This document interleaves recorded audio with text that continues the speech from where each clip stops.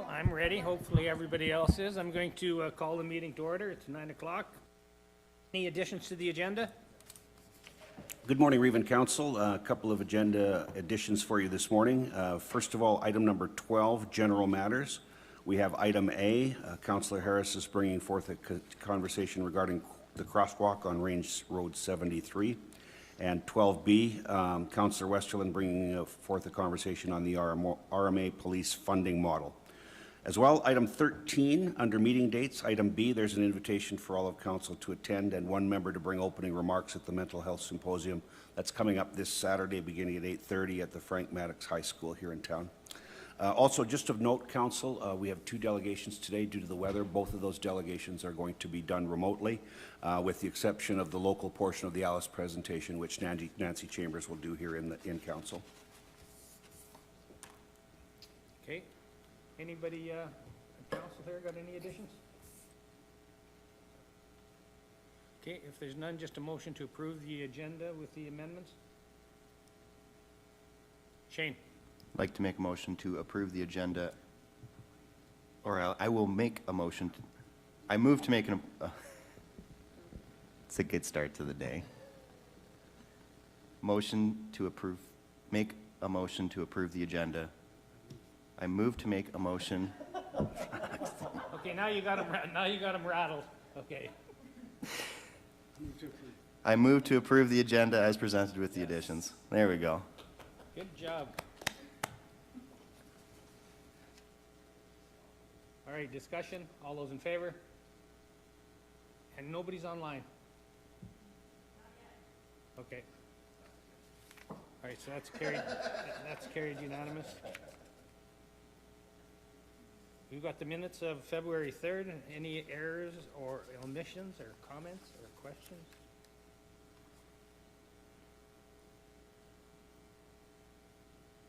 Kara? I move to approve the minutes as presented. Just at one point, somewhere in the minutes, unless I was looking at a long one, it said something about January 9th, 09 or something. I don't know if any of you guys caught that at all somewhere. I'll have to look. I should have flagged it, but I was looking online there, so. It's just a technicality, that's it. Okay, follow-up action list, Rudy? Pardon me? Adopting minutes. Oh, adopting minutes. Discussion, all those in favor? See, you set off a train wreck there, Shane. That's carried unanimous.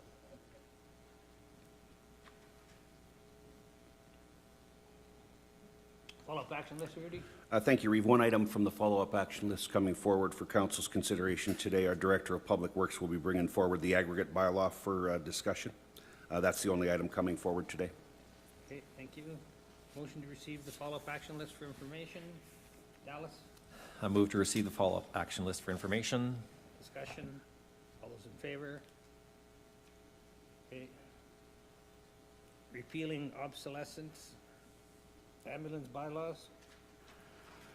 Thank you again. In keeping with the program that we started last council meeting with cleaning up some of these old bylaws, this is a bylaw that's redundant, no longer required. Going back to 2009, I don't know if council will recall, but municipalities used to look after ground ambulance dispatch and transportation. The province took that over in April of 2001, so that makes this particular bylaw redundant. We'll be looking to council today to provide all three required readings to remove this bylaw. Is there a shift in anything to do with the ambulance? Nothing? It's all just still staying in their hands, eh? Okay. Yeah, it was at the time, it was created some angst among municipalities with respect to level of service and centralizing dispatch, which was a concern. But it moved forward as it was laid out, so here we are. Okay, well, that's good. Uploading. Doesn't happen very often. Yeah. Go ahead, Kara. Yeah, the unfortunate part is RMA's done a lot of work on this and continues to do a lot of work on it. Actually, we even have a task force on this because when they centralized our police or ambulance, good luck getting an ambulance in this community. I know we have a past volunteer firefighter sitting at the table, and I'm sure he's got a lot to add to this. But I know our fire chief has brought to our attention in the 16 years I've been on council, pretty much constantly, the issue with our ambulance getting stuck in the city. It still is an issue. It was really, really bad, but it's just bad right now. They have made some changes, but not enough. So quite often, they leave an ambulance sitting between here and Leduc, so usually the Warburg area, literally sits on the side of the road. And the other spot is in between here and Entwistle, so you'll often see an ambulance just sitting on the side of the road, and it's trying to cover this entire area. So nothing much has changed, and centralization, once again, has been proved it doesn't work. No, centralization works if you're in the center.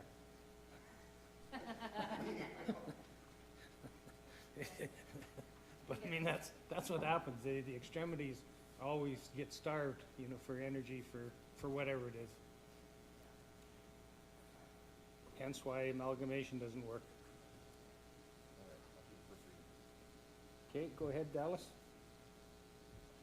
I'll move first reading, bylaw 123426 to repeal obsolete ambulance bylaws. Discussion? All those in favor? Carried unanimous. Aria? I move second reading to bylaw 1234-26 to repeal obsolete ambulance bylaws. Discussion? All those in favor? Carried unanimous. Glenn? I move to go to third reading for bylaw 1234-26 to repeal obsolete ambulance bylaws. Discussion? All those in favor? Carried unanimous. Shane? Redeem myself. I move third reading for bylaw 1234-26 to repeal obsolete ambulance bylaw. Discussion? All those in favor? Carried unanimous. So you've got public hearings. They're not till later on.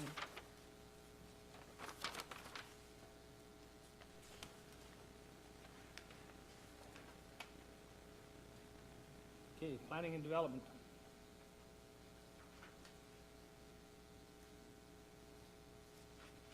I didn't miss you there, did I, Peppa?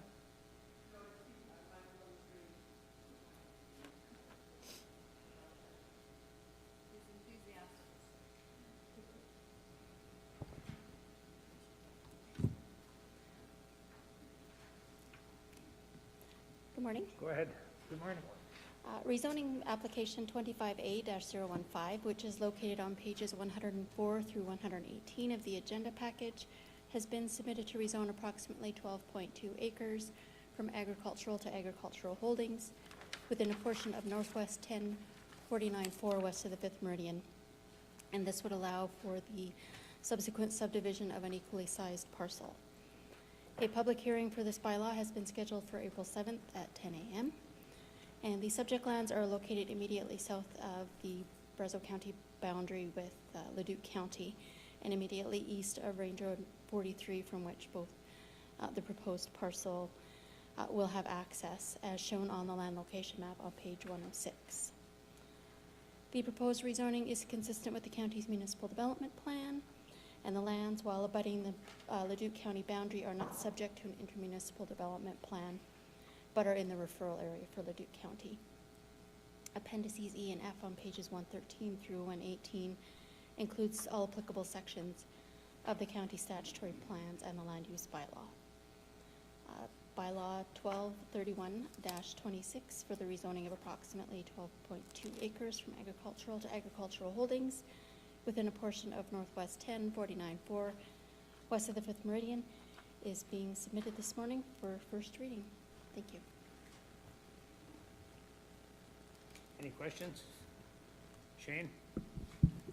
I move to give first reading to bylaw 123126, proposing Northwest 1049-4 west of 5th Meridian be rezoned from agriculture to agricultural holdings as shown on the attached Schedule A. Discussion? All those in favor? Carried unanimous. That was like out of the grave, raising your hand there. You just.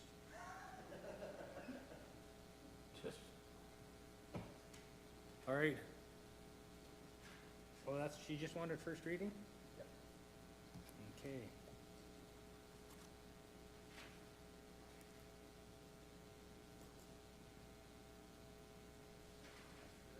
I guess we gotta do Public Works, our community aggregate bylaw. Good morning. Good morning. So here with the community aggregate levy bylaw, it was asked that administration bring back this aggregate levy bylaw and explore the ability to make the voluntary payment compulsory. So the community aggregate levy bylaw establishes requirements for reporting and payment of levy related to sand and gravel extraction within the county. The authority for Brazeau County to administer a community aggregate levy comes from the Municipal Government Act, which allows council to pass a bylaw requiring sand and gravel operators to report their shipments and pay a levy based on those amounts. The community aggregate payment levy regulation sets out the required contents of the bylaw, including the reporting timelines and the levy rates. Together, the MGA and this regulation give the county the ability to collect the levy, issue notices, apply penalties, and administer the program using the same process that applies to other municipal taxes and levies. So we've identified ongoing challenges with inconsistent reporting, tracking, and a lack of clear administrative enforcement for late or missing reports. So what we've identified is mainly administrative in nature.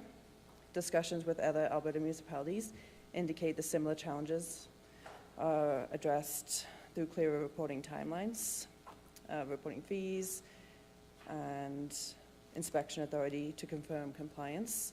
On pages 167 to 169 is a comparison of just the different information from different municipalities and how they handle it. And we took that all into account in reviewing this bylaw.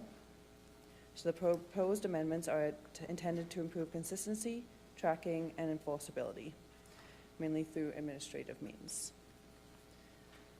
Summary of the changes, we're correcting technical and definitional errors. Require all operators to submit quarterly reports, including zero or exempt reporting, and this is the big administrative change.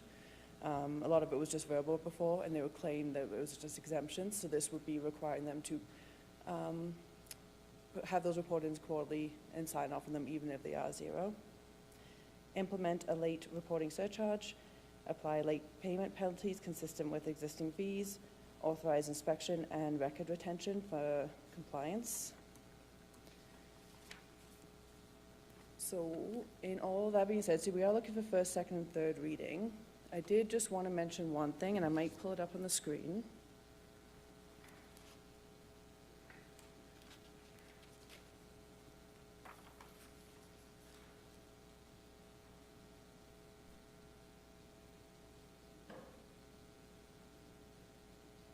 So it's always been assumed. Sorry, it's always been assumed that the levy is only on aggregate being shipped out of Brazeau County, except with the exceptions of if it's being used for a municipal or provincial project, et cetera. Within the CAP regulations, and talking to other municipalities, that levy's also applied for anything shipped within the county as well. So this form is what I think we've used in the past with this wording at the bottom. So if council, this might be something to discuss, whether or not you'd want to have something in there that says less the amount of aggregate shipped for use within county boundaries, including any other municipality within the county's jurisdiction. So we don't charge other counties the levy? No, it's always been assumed that if it's being used within Brazeau County, there wouldn't be a levy, but if it's being hauled outside of the county, that's where the levy applies. In looking at the CAP regulations and talking to other municipalities, that levy is supposed to apply for any aggregate being hauled. And that's what the municipalities were doing, that's what the CAP regulation is. I just wanted to point out that historically Brazeau County has not. If you didn't want to, that would be a clause we could put in. However, the risk in that is lost revenue and working outside of the CAP regulation and what they're advising to do.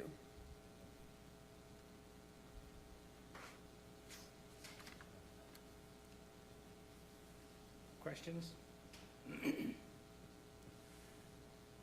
Now, how much has it gone up over the last few years? The levy? It's at 40 cents a ton right now. 40 And- cents? Yeah. Started at 25? No, I believe that was, 23 or 24 that got adjusted.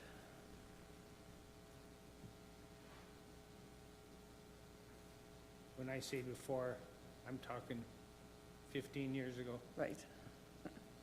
or 20. So what are you looking for there?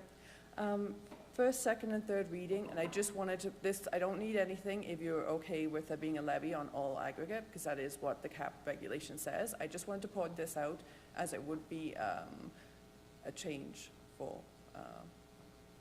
existing pits and what we're asking for, and something that different than what we've historically done. But Okay. otherwise, we would just be looking for first, second, and third reading. Glenn? Thank you, Chair. So on that screen that you had up, Oh. this is something new that you're adding, or No. So this in yellow? This is the form that we'd have them fill out quarterly. Based on the cap regulation, everything within the bylaw, we would not have this highlighted one in there. That should be removed That should from be the- removed. This is what we've historically had on there. It doesn't line up with the bylaw, doesn't line up with the cap regulations, and it's not consistent within the municipalities. But because it's been there in the past, I did want to highlight it for discussion. Do you need council's motion? Like, this wasn't part of the I will- package? I will not put this in there, but if council wishes to leave it in there, then I would ask for a motion. So if we say nothing, it gets removed? Yeah. But then there will be now a fee on all gravel, not just the stuff that goes out of the county. Yes, with the exception of, in the cap regulations, I think it's section 6, there are a couple exceptions, which is aggregate being hauled out for municipality, aggregate being hauled out for use of the province or the crown. There's 3 exceptions in the section 6. And this is not one of them, this highlighted one, it was just one that had been done internally through Brazeau County. Okay, I'll so make I'm a- waiting yeah. for no motion. I'll make a motion, sorry. Oh, you are gonna make a Yeah. motion? I move to amend, oh, now you moved the screen on me, I'll look at my phone.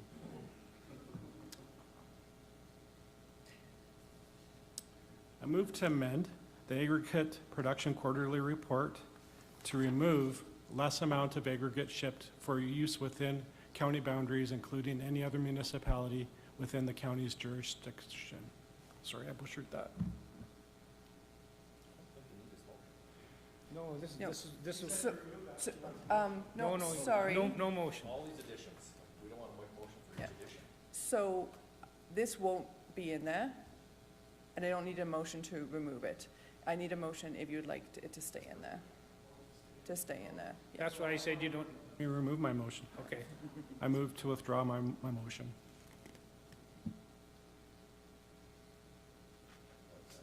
Thanks for no motion, that's great. Dallas? So my question is, why would we less the amount for Crown or provincial or other municipalities hauling aggregate in or out of our municipality? I'm not particularly in favor of that. Okay. Is that something we're compelled to do through the act?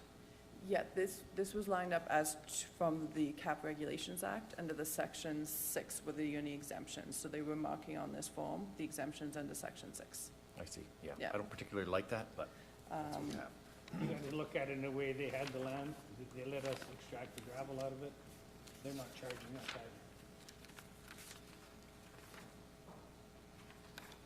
And they So- always deal with us fairly. To the Chair, to Council, I could just read off the exemptions in Section 6 from the Cap Regulations. So it's 6.1. No levy may be imposed of the following classes of shipments of sand and gravel. And so A is a shipment from a pit owned or leased by the Crown for use or project that's been undertaken by or on behalf of the Crown. A shipment from a pit owned or leased by a municipality for use or project that's been undertaken by or on behalf of a municipality. Or C, a shipment from a pit owned or leased by the Crown or municipality for use or project that is being undertaken by or on behalf of the Crown or municipality. So we are tied to adhering to those exemptions. At the book again, so we still need to pass a bylaw to repeal this. No, this is, I'm on 185. yeah, Yeah, I looked at that. I'm on 178. It's a brand new bylaw. 164. That's why I was a little bit curious about that myself.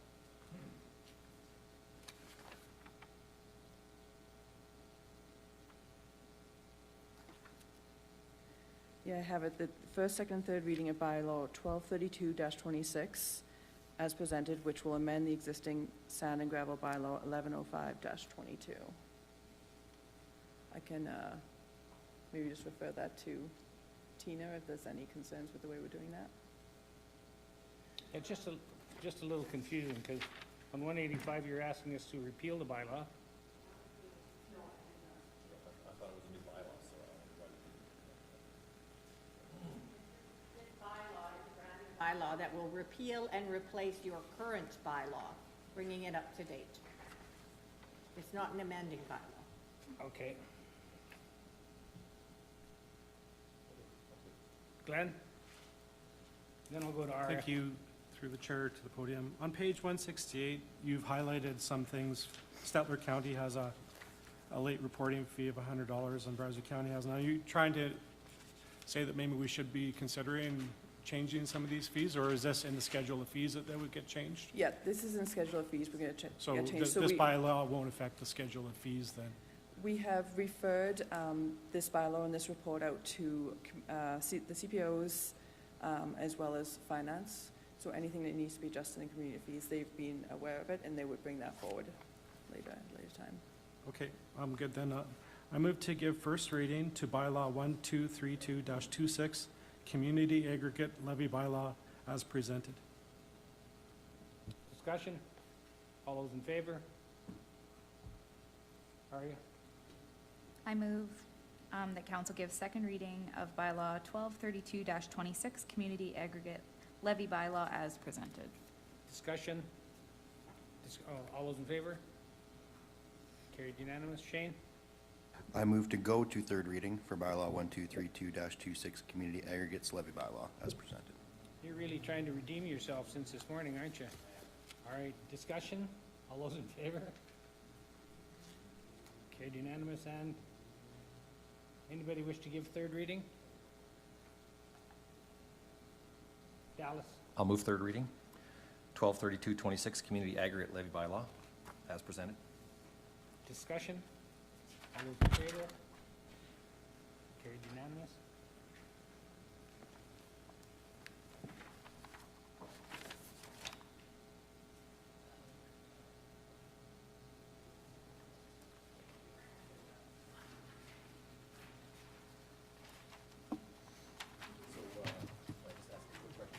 Go ahead, Dallas. So on page 177, we have the add to schedule fees bylaw. So will we give that any discussion today at all, or will we do that at another time, or what does council want to do with that?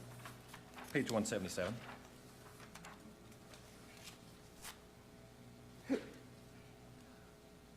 The schedule of fees will come back in March, and then we'll just review it at that time. Is that how we'll do? So this is just some evening. That's right. Some food for thought. Yes. Food for thought. Thank you. You just got back from holidays too, didn't you? I did, yes. Yeah, I took the wrong week off. I should have been gone this week. Yeah. All right. Mine. Go ahead, Colin. On page 186 of your agenda, you'll find bylaw 1228-26, borrowing bylaw for Township Road 495, spanning Range Road 71 to 73. And the recommended action is the council gives second and third reading to bylaw 1228-26 to authorize Brazeau County to borrow $4 million for the base work and paving of Township Road 495 from Range Road 71 to Range Road 73 for a 10-year term. For council's information, the advertising period for this bylaw is now complete. We have not received any petitions to date, so we are able to pursue the second and third reading. Council may find the bylaw being proposed on page 188 of your agenda. That's a pretty amazing interest rate. Yes. It's almost nothing. Kara? I move second reading to bylaw 1228-26. Discussion? All those in favor? Carried unanimous? Opposed. Oh, those opposed? No? You don't like paving? Kara? I move third reading to bylaw 1228-26. Discussion? All those in favor? Those opposed? See, I got a handle on it there now. Okay, that's passed with Dallas opposed. Write-offs. Okay. Just go farming, you'll have lots of write-offs. That's right, have plenty. On page 190 of your agenda, we are requesting that council approves some uncollectible accounts for write-offs as presented in the amount of $3,634.85. Just a little backstories on these. We do have two items. They're long-standing items dating back to 2018. The first item related to, you'll find on page 190, Drayton Valley Speedway. We believe this may have been an administrative error at this point in time, as we do not have record of us applying. It's related to dust control. We do not have record of us actually going out to apply it. I believe there was some conversations and they had requested it, but it didn't actually take place. So we've done some work on that one, and the time is to bring it forward to council. The second one is related to a surface lease payment from Foxwood Resources in the amount of $2,537.60. Foxwood Resources is no longer in operation, and so we have exhausted our avenues to collect on this. So as part of our year-end process, we are bringing it forward to council and requesting a write-off. All I can do is I can feel your pain, because I had one of their wells on my land. So I don't need to tell you. Kara? I move that council approves uncollectible accounts for write-offs as presented in the amount of $3,634.85.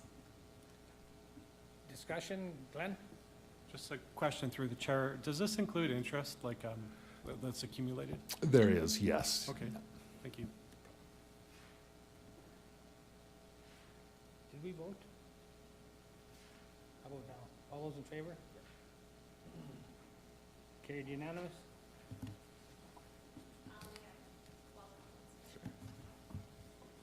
My suggestion would be to move item 12B to now, the police funding model, just because Colin's in the room, rather than him go back and then come back. Yeah, in. sure. If council's open to that. You made a motion to move it forward? Yeah, I move to bring item 12B, RMA police funding model discussion to now. All those in favor? Carried unanimous? Yeah, so I guess I'll just open it up here. As we had some email correspondence with council last week, we have received the figures from outlining the police funding model from 2026 to 2030, and we have seen a substantial jump, essentially a double from the 2025 actuals that we paid. 2025, the amount paid by end of year was $705,282, and we see that escalating to 2030 at the amount of $1.5 million. Pretty well doubled. Yes. And so just for council's information, I have updated the final budget figures that would be presented, and we will show this now as a line item going to 2030 with the figures provided in the email included. Internally, has there been any discussion in regards, do we offset our CPOs? We get recognized for that, you know, so that it reduces how much we pay, you know, the resource officers. We're doing that all on a volunteer basis. But is there any recognition from the province to acknowledge that contribution? I'll try and speak a little bit on Mr. Chambers' behalf. I know just some conversations. We did have the one amount, I believe, the $60,000 that we used to pay It was on a volunteer-type basis. The previous funding model did provide a discount in that amount. We were before provided a spreadsheet that showed their formula, and so we could confirm that that $60,000 was being backed out. And speaking with Mr. Chambers, we do not have that same transparency to show that these amounts are being taken into account and offsetting any amounts paid. So it may be behind the doors, but we haven't seen the formula to prove it. Kara? Thank you, and I think my concerns come from pretty high level. The transparency of what's happening is not there. The accountability is not there. We're expected to pay more, but we've seen no changes. So just like ambulance services, police funding is centralized. While we've been paying more, I think since we've been paying, we've gotten maybe one more officer, but we've been paying substantially. So what I was actually hoping for today is that we send a letter of concern to our MLA and to the ministry responsible for this, as well as CCing RMA in it with our concerns, that there's no transparency, there's no accountability, there's no governance structure.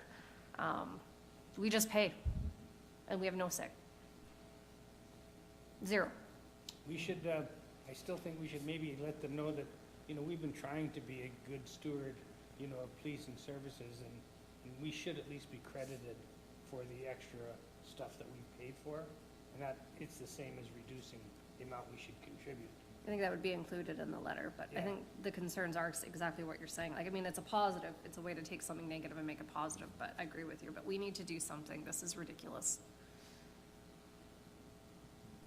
So what exactly has the province got left to look after? That's another question. Well, I believe there's a budget coming at the end of the month, so we'll see.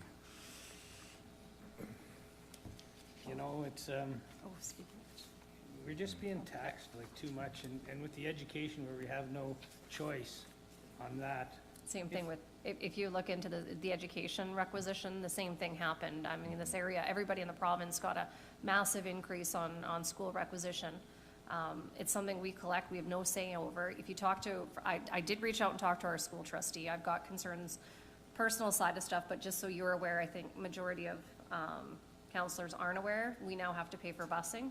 For my family, it's gonna cost us $1,200 a year for busing. And I just paid a massive increase on my property tax. When I talked to the trustee, she said all the money went to Edmonton and Calgary. Again, it's collected and centralized, and we got nothing. Well, they're getting better at giving us nothing. Taking and not giving back, yeah. I guess you could say they're good for nothing. Sorry, did that come out loud? That was a Freudian slip, I think. All right, well, that's wonderful news again. But in a way, Kara, you've given us a heads up for quite a while that it's going up, right? Like, you've told us that for over 2 years now. Yeah, it's one thing we knew, we just didn't know how much. We didn't know what the formula was gonna look like. And I think the bigger change that's happening too from the information we've been given through RMA is, what has changed substantially and what is really concerning is that base rate that they were charging previous to this year was stable. We knew what that number was, and now it will not be stable. We have no idea. So while our finance has done a great job of projecting what it's gonna cost us over the next 5 years, we really have no idea, because that base rate, that base number is changing now, and that has changed in the formula. So this, while we're predicting I think you said 1.5 or 1.3, we really could be paying $3 million. We have no idea, and that's been a bit of the call to the action from the side that we've been advocating on our RMA is we need to know what we're paying for. We need to be able to fund this properly and appropriately. There has been a lot of discussion with other municipalities across the province about actually pulling this out and making it an actual requisition on taxes, but that change has to come from the province. So, there has been discussion. I've been in meetings the last 2 months, and there's been quite a few people asking, or at least being able to acknowledge some way on their tax forms, if there's a tax increase, the ones that are actually looking to increase their property tax just to cover the policing cost. And they want to make sure that their residents are well educated in that, so.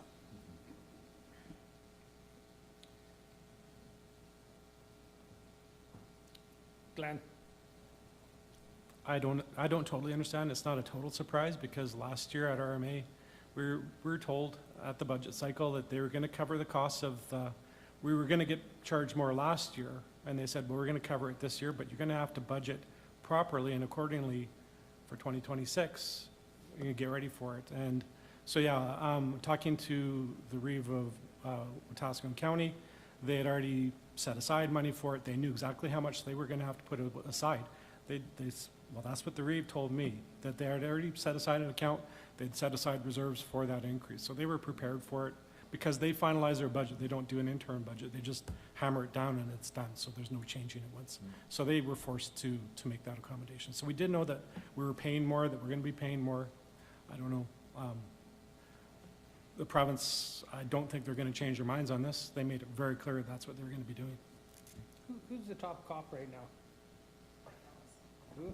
Mike Ellis Mike is, Ellis, agree a little bit.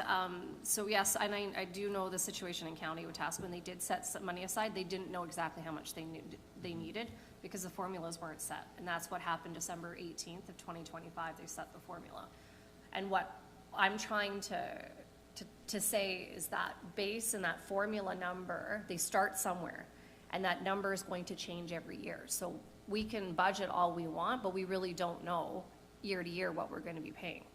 And it, I could be wrong, and I hope I'm wrong. It could be a couple $1,000 here or there, or it could be a couple $100,000. We don't know. And that was what the issue is. The other part to this is we are paying more, and I'm going to hone it in Brazeau County. We've been paying, and we're paying more. And what are we getting? Can anybody tell me? Because I can't. And if you go and ask our staff sergeant, they can't either. This is what the problem is. There's no transparency and there's no accountability. We're literally writing a blank check without any say. Other communities, so Drayton Valley is in a different type of contract with the RCMP. They have a committee set up. They meet, the RCMP come in here, and yes, we talk to them every 3 months or something. They come and present their tax, or their stats tax.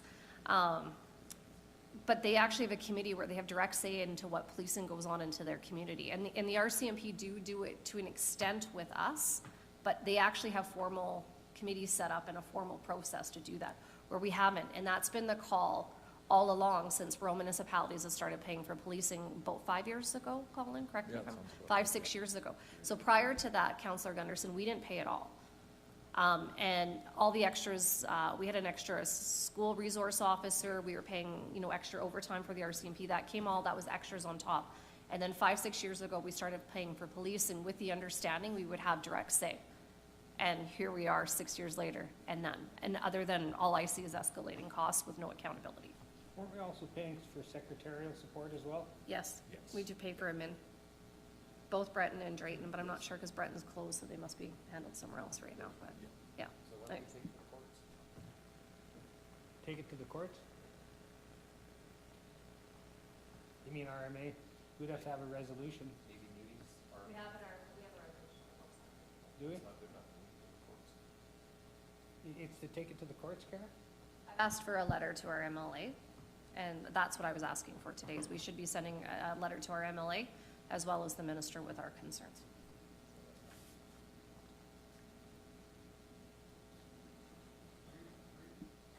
Go ahead, Glenn. We could also just go with the way that Grand Prairie did and have our, encourage the town to have their own police force, and that way we have control. Talking to those councillors, they've had nothing but good success, great luck with that. Their costs are down. They have more people on the streets, and they can actually say, we want more police on patrol, on foot, right? So they have control over that. And so that would be another way to skirt this issue and just root the RCMP out of this discussion, and we'd have our own. Pardon me?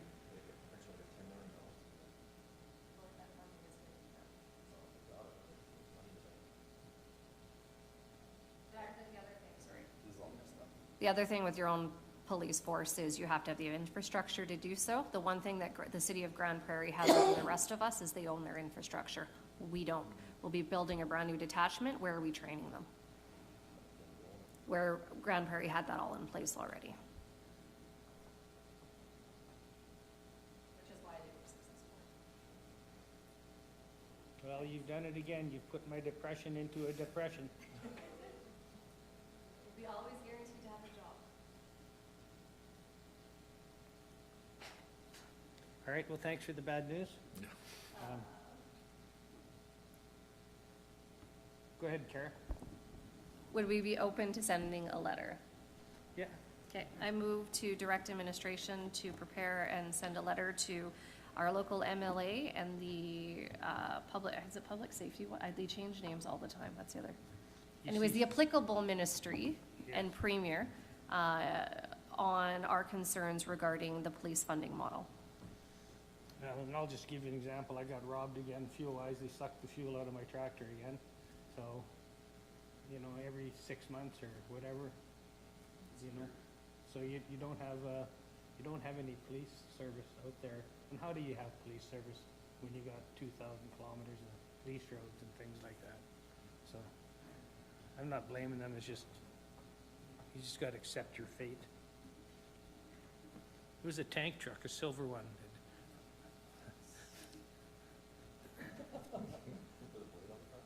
Yeah. Glenn something or other. All right, so where do we leave off? We got the aggregate. We got. Oh, didn't we vote yet? All those in favor? See, but I'm getting old, so I can claim Alzheimer's at any time, you see. I carried unanimous. And getting old is better than the alternative, which is dead.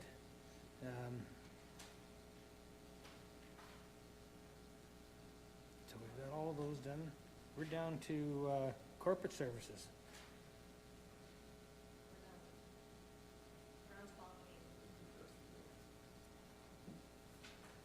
Did we do the boring bylaw? Yes. Oh yeah, you opposed it.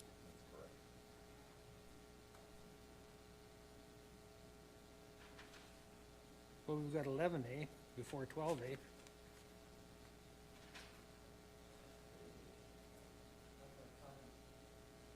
Oh, I see, that's gonna be after the presentation. Okay, I'll let you have your hand at it there, Aria. Explain what you're asking for too, because while I was campaigning, I had some requests out there as well, so I don't know if it's the same thing. Okay, thank you. Last week I got an email from a concerned resident regarding the area where they had the barricades, that we now did the pathway realignment. Some of you may know the history better than I do, so I got filled in from Pippa.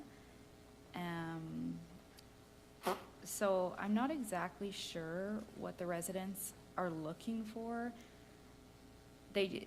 From what I'm summarizing, they want a safe space to cross from Valley View Acres, I believe, to reach the pathway across the road. So I'm not sure. Well, just to maybe add to what you were doing there, it was pretty much from the south end, do you know where Tenny McCracken lives with the golden roof? So roughly from there going to the north, and they were looking for a couple of places where they'd fill in the ditches. You'd have to put a culvert, right? And then you can come straight across. Otherwise, you got to come through a ditch, up on top, go down through a ditch again to get onto the sidewalk. They were looking at a couple of places where it could be filled in and you put a culvert. That way they just come straight across. If that's what they were saying to you, that's what they were telling me, Aria. Yeah, so they were saying that their acreages were initially forgotten when the road was paved, and that the barricades had opened access for them to cross. I'm not exactly sure what they're meaning by that. But she said that they're not looking for a formal crosswalk, and it's my understanding that that's not a good area to put a crosswalk anyways, because it's right on the corner. So I guess I'm just trying to see if anyone has any thoughts or ideas. I guess I was thinking maybe speed signs on one side of the corner and on the other side, just to slow people down coming around that corner. I know this speed limit is 60 kilometers, and I know that people don't drive 60 kilometers around there, so I can understand that maybe that would be a safety concern to cross right at that corner area, so maybe speed signs is what I was thinking, but I'm just, I guess, putting feelers out there if anyone has any other thoughts or ideas on these residents' concerns on how to get over to the walking path safely. But it's the whole idea, you don't wanna go down a 7-foot ditch and then back up to the thing. So they really just wanted an area filled in on each side and then a culvert so the water still flows. But now you can cut across without having to go down the dip and back up again. If you follow me. Yeah, I yeah. had quite an in-depth discussion with two of them. Fred McCracken was one of them as well. Mm-hmm. And he said, just somewhere along here, we need to have some place where you can cut across, Mm-hmm. right? And that way it'd be useful on both sides. If you're riding your bike up here, you can swing over and get onto the crosswalk, or you can go across to the other side. Or if you're coming from either side of the road. Do you guys follow me? We used to have whiteboards where I could get up and draw pictures, you know, but. You understand? So it goes like this, drops down a deep ditch, road, drops down a deep ditch, and then another walkway on that side. So somewhere I think you just need to have a sit down out there and take a look. I don't think it'd be a big deal. Go ahead, Kara. Thank you. I do know the area. The issue is you can't put a crosswalk when there's no path on the other side. Like Pip is not here, but then, oh yeah, sorry Pip, I did see you there. But do we not then create an even bigger safety risk when you just put a crosswalk and there's nothing on the other side?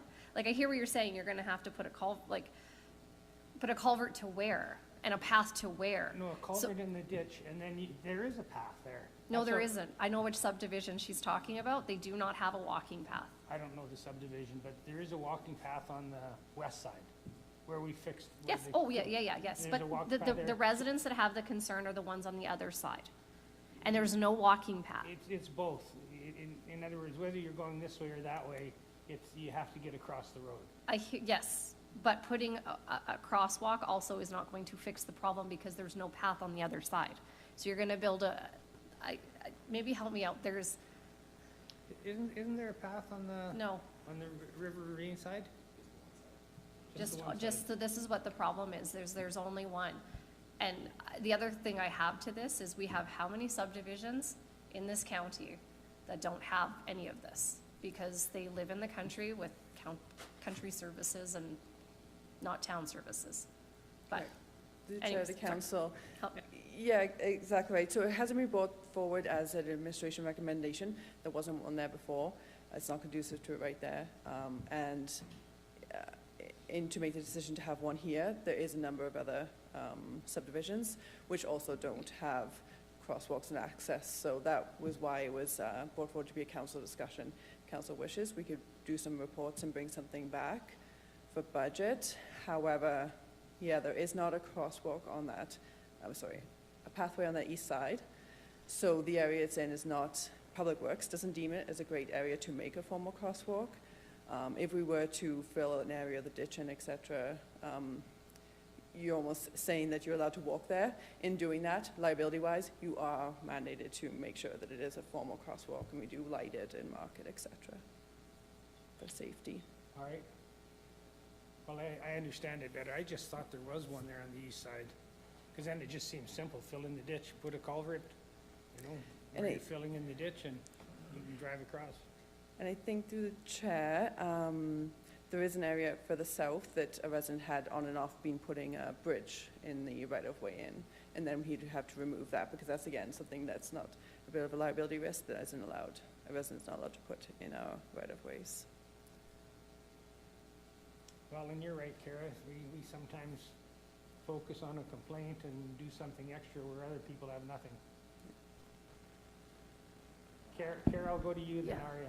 Sorry, and then just building on it, this is, I think the initial concern come out of Valley Drive, but there's a number of other subdivisions on the east side Yeah. that have the same issue, but so that's where we're saying, like, And then even I think the only airport place that we one, have a so- crosswalk is by River Ravine, because there is a path that comes through there But even that, it's, all it is lines on the road. It's nothing substantial. Do you know what I'm talking about? Coming out of River Ravine, there's going up to where HW Pickup, where the new middle school is, there is a crosswalk there, but there is a path on the east side that leaves, yeah, there is. Yeah, there is, and it leads, all it does is lead into the subdivision, but that subdivision does not have a walking path in it. There's a little chunk. Yeah. So it's a bigger picture that we have to take a look Huge. at. If we add one, we'll probably have to add 20. Because the other issue to this particular one is it's on a corner. Like, there's nothing we can do. It's on a corner. Like, you put a sidewalk or a crosswalk there. Help me out, administration, but that does not even increase our liability even further. Yeah, through Charter Council, Public Works would not put it in the area that the residents are speaking of right now. Yeah. We could do a look into safety and have that analyzed. I suspect not, and putting it further north, you would then need to have the cost of a pathway going up there, but there is a lot of utilities on that side too. So that's why it wasn't administration, but we put that to council because it would be, there would need to be a motion, a lot of funds assigned to this project. Aria, So, I'll just quote some of the notes from the resident. She's just saying that, they have one of two choices: to slop through the steep ditch filled with ice, mud, and snow, or walk a narrow stretch of a crazy busy road to reach the pathway. So they're saying that previously it was safe access before the pathway realignment was. She's saying that they're not asking for a big pedestrian crosswalk, just simply safe access to get to the path without walking a narrow roadway or a steep weather-filled ditch. Yeah. So with what I'm hearing, a crosswalk doesn't make sense on the corner, so I'm just trying to think of ways that maybe we could help them feel more safe if they are going to continue crossing informally, which I assume they are because they have been. So that's where I had the idea of the speed signs. And then it reduces the liability of, people crossing informally. we So- could learn to ride our bicycles backwards. I don't know if that would help or not. Yeah, I guess I'm just looking for the other counselors' thoughts and maybe if anyone has any other ideas or if we should just leave well enough alone. Glenn, you got the solution? I don't, I agree with you, Reeve, though I think that's what the issue is trying to get through the deep ditch on the other side. I don't know, maybe we don't need to make it inviting, but maybe you could have it so it's less steep, less muddy. Don't make it look like a crossing, but make it work as a crossing. No, you're shaking your head? Okay, well then. Sorry, Chair and Council, it's very hard, the ditches are as they need to for water flow and for safety, they're built to that. To modify them, you are modifying them solely only to allow foot traffic. You thinking of council and Brazeau County and just the liability of doing that, it would be, yeah. But definitely open to doing something formal if council wishes. What do we refer that area to? Do we refer it as the Ring Road area or the, Yeah, Range Road 73 Ring Road. that's, okay. Shane? I'm just going to beat this one into the ground a little bit. And I agree with Councillor Westerland. As soon as you say, well, we're just making it a little bit easier, you lose plausible deniability. And then as soon as somebody crosses that path, and I'm not saying it's going to happen, because I fairly on the point with where we do have issues in terms of accidents, and I don't really remember Mary being over there. But if it happens, and we modify the ditch in any way, we're gonna be on the hook for it, which sucks. If I have to get to one portion of my property, I gotta walk down the highway, and then I gotta go in, or drive my quad down the highway. And that sucks and it isn't good, but it's country living, right? So I would be hesitant to modify the ditch. And I don't know if changing the speed limit is gonna help either. If people are, from my understanding, are people even following the 60 kilometer an hour speed limit? Go ahead, Art. I don't mean change the speed limit, just the flashing signs, you know, that shows your speed so that people slow down. One side on the east, like before the corner, and on the west, before the corner, going north and south, I guess, was my thinking, because I don't think that the answer is modification either. So I'm just trying to find a solution to maybe ease their minds on the speed of which cars are going by as they're trying to cross. In Winnipeg, they have streets that have porous sidewalks, and so they have no ditch.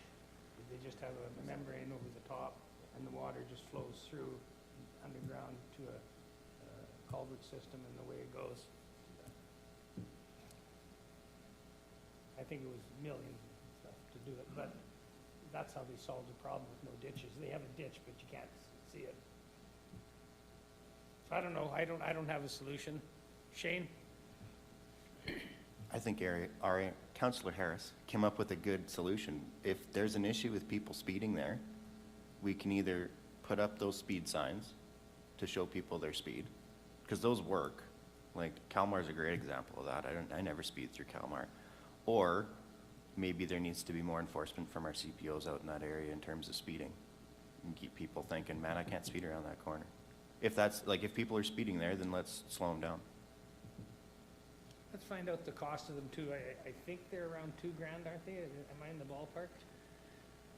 For a sign and a battery and the flashing the light and the Reven radar detector? Council, I think all in with labor and the sign, battery, I think we're closer to 2,800. I believe we had $5,000 in the operating budget for 2 Okay. flashing speed signs in 2026, if council wishes That's to why use I that for always them. say approximate there, Pippa, Yeah, because yeah. I'm never right exact with the right Yeah. number. For sure.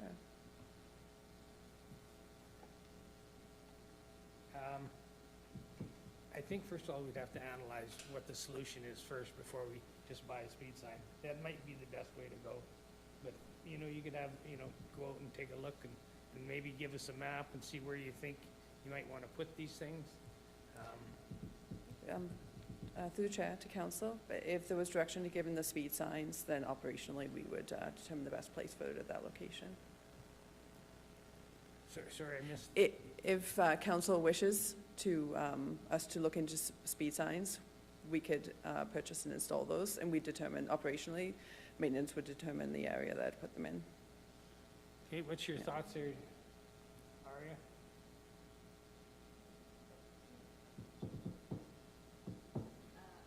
Thank you. I'm ready to make a motion. Okay, I move to direct administration to insert flashing speed signs on the corner of Range Road 73. okay, and the funding would come from where? We don't have. It's in column. the, sorry, through the chair, it is in the operating budget. Okay. What if they're 20,000? We, to the chair to council, we did do, it was a 1 or 2 last year. So keeping in mind, this conversation is coming more and more. We anticipated and put the budget for 2 for 2026. So this is, I'm assuming you would want them on both directions. We Right. can definitely install them here. Okay. So it's, if it's sitting on the one side there, it doesn't pick up both directions? It only We picks could it up do- one direction? The sign faces one direction, yeah. They face, but it doesn't work on the back side? No, you Okay. put a sign on the alternate sides. All right. Discussion? Go ahead, Dallas. Yeah, I don't think this is what the resident's asking for. I know we like to put on engineer shoes and solve problems as council, but that's really not our job. What we should do is just let administration look at this and come back with some data, so before we spend money, some information. Let's talk to our CPOs. Is there a problem here with speed? Is that bylaw that we have currently too high? Is that maybe the issue, or are they issuing a lot of tickets there? I don't think the resident here is concerned about speed. I haven't seen the letter, but I'm just getting bits and pieces of it just before we make a decision like this. It's just kind of good governance, the way we should act. So just because we budgeted for it, that might be some sober second thought, and it wouldn't take long to get the information. We're not gonna install them tomorrow anyway, you know? So maybe we take a look at getting some costs and some placements of where these things would be, and then you can have a little better understanding of total costs. We're not supposed to spend unless we know, and it wasn't budgeted for, so it's kind of an addition in a way. They put money aside, but the actual of doing something wasn't put in place. Glenn? Thank you, Chair. I'm not against the signs at all, but I would agree with Councillor Ekstrom. I'm not sure that this is what the resident asks for or is looking for. I don't think that's going to address their issue of trying to get through the deep ditch or walking down the side of the road. I'm not sure that this is going to fix it. I think maybe referring it back to administration and having them contact the people that you got the email from and trying to figure out what would be a workable solution for this. But yeah, I'm not against the speed signs, and if we're already anticipating budgeting a couple of them for this year, that would be a fine spot to put them. So you put a motion on the floor? You can leave it if you want, or you can remove it to get further information that's being talked about. It's your call. I just hate to see if it goes and then it doesn't pass and it looks like we're not in support of it. Whereas I'm thinking if we just pull it, get some more information, talk to the residents, like Glenn said, and figure out the right solution instead of us arbitrarily putting in a sign. Just an option. Go ahead, Aria. Can I amend my motion? Oh, okay. No, but you can Okay, remove it. I'll withdraw I move to withdraw my motion, and I will make a new motion. I move to direct administration to bring us some information from our Staff and residents. from that corner regarding speed tickets, etc. Discussion? Dallas? Yeah, really high level is what I'm hoping for. I'm not against that speed. Public safety is our number one concern every time. Every time we make a decision, it has to involve public safety. Great opportunity for you to connect with your residents, though, because when we get an email for a request, it's a one-off. Like, I don't know that it's a one-off. If it is, it's typically not what we respond to, right? If there's a number of residents that have a concern, hey, let's look at all that, and it's a great opportunity for you to reach out to them and see what their concerns are. So I had two, and I'd Fred support that. McCracken was one of them. Yeah, there you go. Go ahead, Aria. I know the resident in her email, she said that Who is your resident? they, Lana Pangras, that they had spoken to the previous counselor about their concerns and that there was at least 2 other families from the subdivision with the same concerns, so. All right, so we're just gonna leave it as is. We're gonna take a 5-minute recess. Oh, you actually created a new motion on that? Okay. All right, all those in favor? Okay, we're just gonna take a 5-minute recess. Oh, do we right now? Who's that? We got one at 10:30. Oh, we do have a public hearing. Land use bylaw.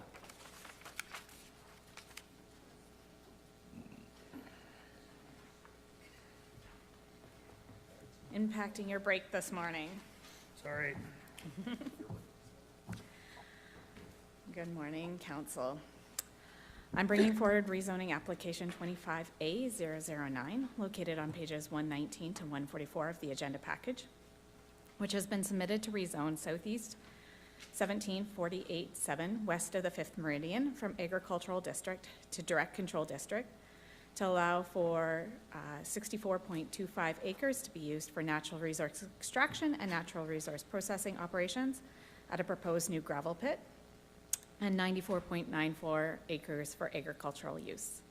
The subject lands are located north of Township Road 4A2, which will provide access. The property is adjacent to Greenwood Estates multi-parcel residential subdivision and west of the North Saskatchewan River.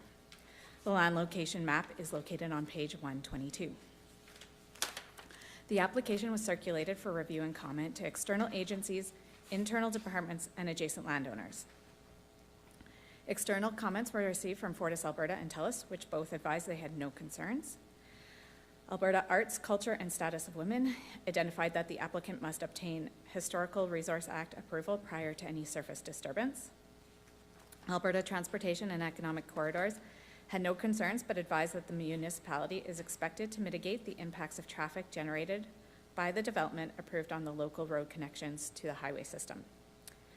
Ricochet Oil Corporation, or Corp., advised that they had no intentions of holding up the rezoning application, but they did have concerns that were expressed in a letter attached near the end of the report. I believe it's on page 137. They had concerns related to the setbacks for the oils or for the well site and the pipelines, clearing of vegetation and the need for an erosion control plan, the depth of cover for the pipelines in the area, and concerns related to ground disturbance. The applicant advised that they will get an updated Alberta 1 call and be submitted prior to the road construction. And an erosion control plan will be implemented to stabilize all disturbed slopes and minimize the risk of erosion, slumping, or sediment movement. The applicant will ensure a minimum of 1.2 meter cover is maintained as per the Alberta Energy Regulator requirements for pipelines, and continue to work with Ricochet Oil Corp to mitigate any other concerns and mitigate the concerns that they outlined in the letter. Internal comments were provided by Public Works and Agricultural Services. Public Works advised that they had no comments or concerns and stated that they were the applicant to ensure that there was transparency there. And Agricultural Services advised on the soil conditions, but had no concerns regarding the rezoning. There was one letter received from an adjacent landowner with concerns related to increased public access and security concerns. This letter is attached at the end of Appendix A on page 144. For policy considerations, the policy considerations were set out in the report to Council on January 19th. It was noted in that report that the land use bylaw prohibits natural resource extraction and processing within 800 meters of a multi-parcel residential subdivision. Council will need to consider either amending the land use bylaw, specifically clause 8.17.1, or as the development authority in the direct control district, grant a variance when deciding on the development permit. Administration is recommending that after public hearing, consideration be given to second and third reading of the bylaw. What's the name of that subdivision? Greenview? Greenview, yeah. Greenwood Estates. Kara? I move to go into public hearing for bylaw 12222-25. Discussion? All those in favor? Carried unanimous.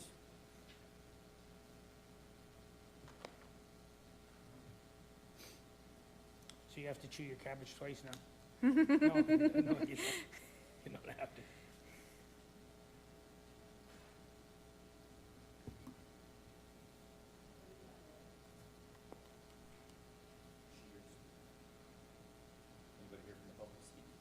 Well, I'll ask him that. I'm just looking at it here. How does this tie into our gravel that's isolated? We've got a bunch of gravel that's isolated down at the river there too. There's no interconnection between those two, is there? No? That's why we're getting a new gravel tank.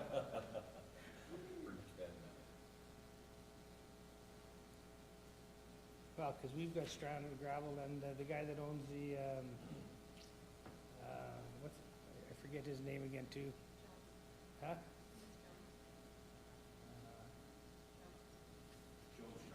Yeah, Joe's, yeah, okay. Right, okay, so there's no connection with these two. All right, anybody in the public here got something to say? Colleen, you've always got something to say. I believe I said it in the letter.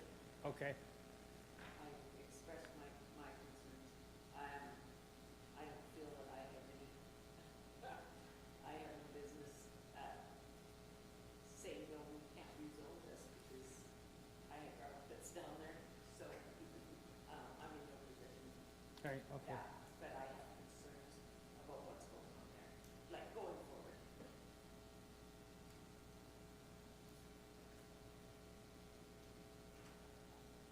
And the pathway there with the red road that's there already, I'm just looking at these lines of, what do you call them, isogonic lines?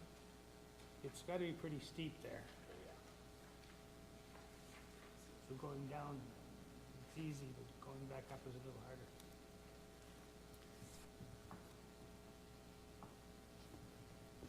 All right, if there's no concerns or questions, need a motion to come out of public hearing?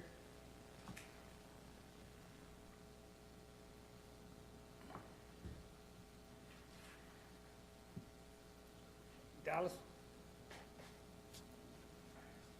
All right, I'll move to come out of public hearing. Is that good enough? Discussion? All those in favor?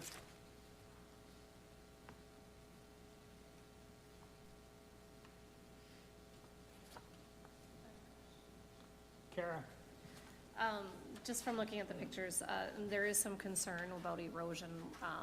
Does that not fall onto the gravel company if there's erosion issues?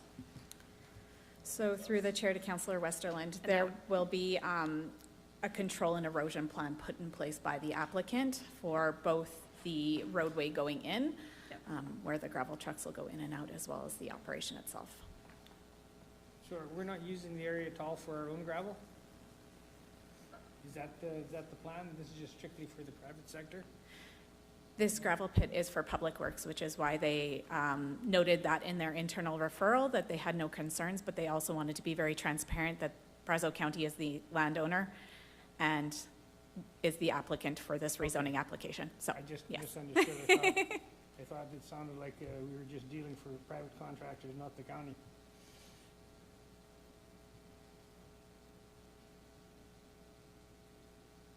So we need motions to rezone this.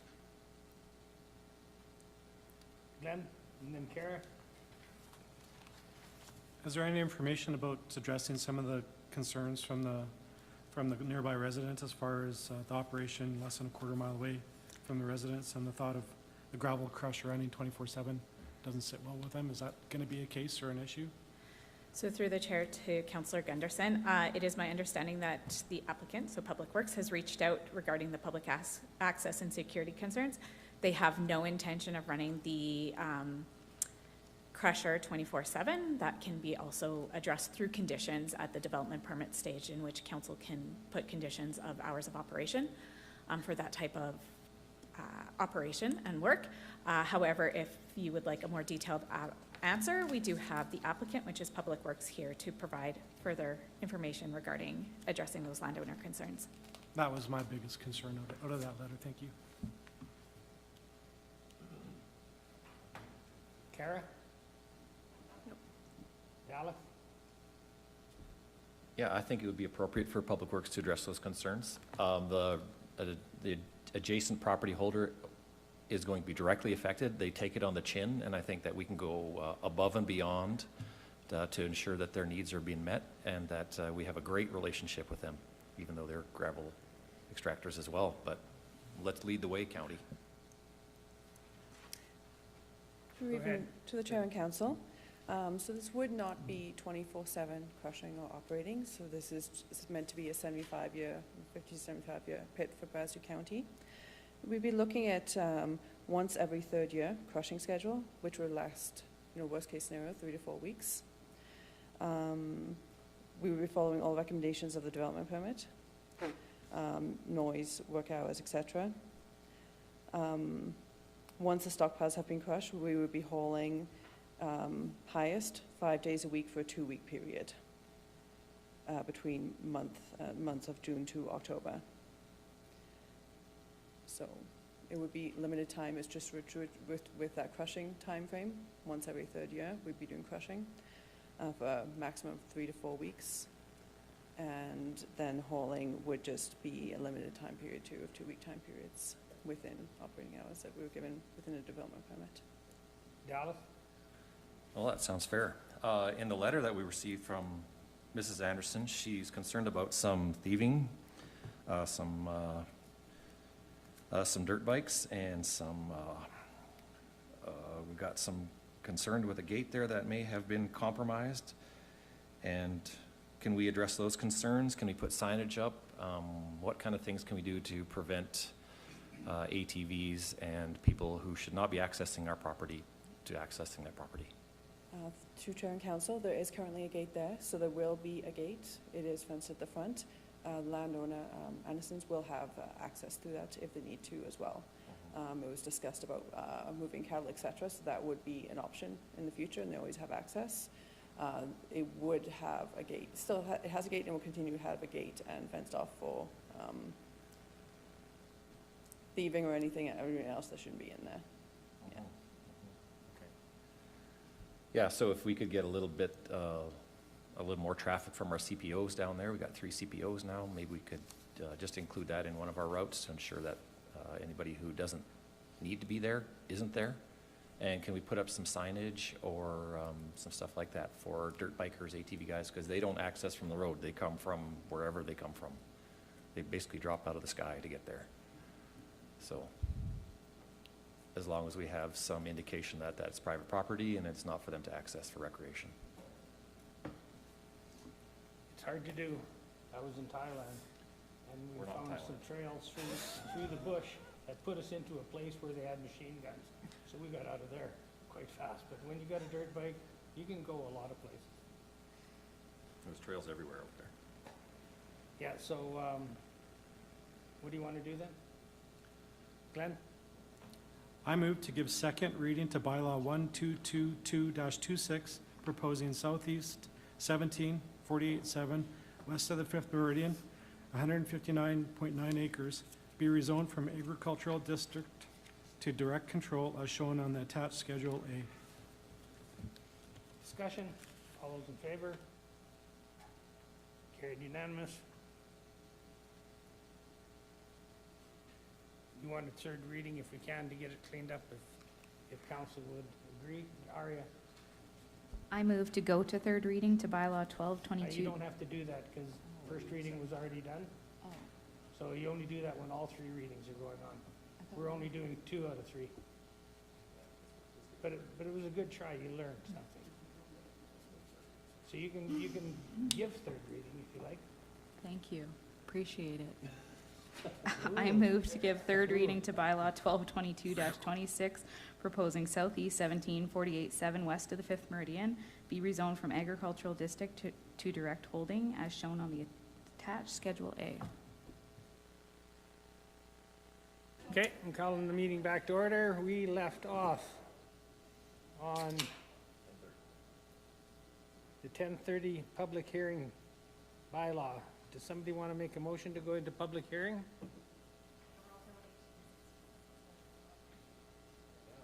Dallas, go ahead. Is that the right one? I'll move to go public hearing for bylaw 1229-26.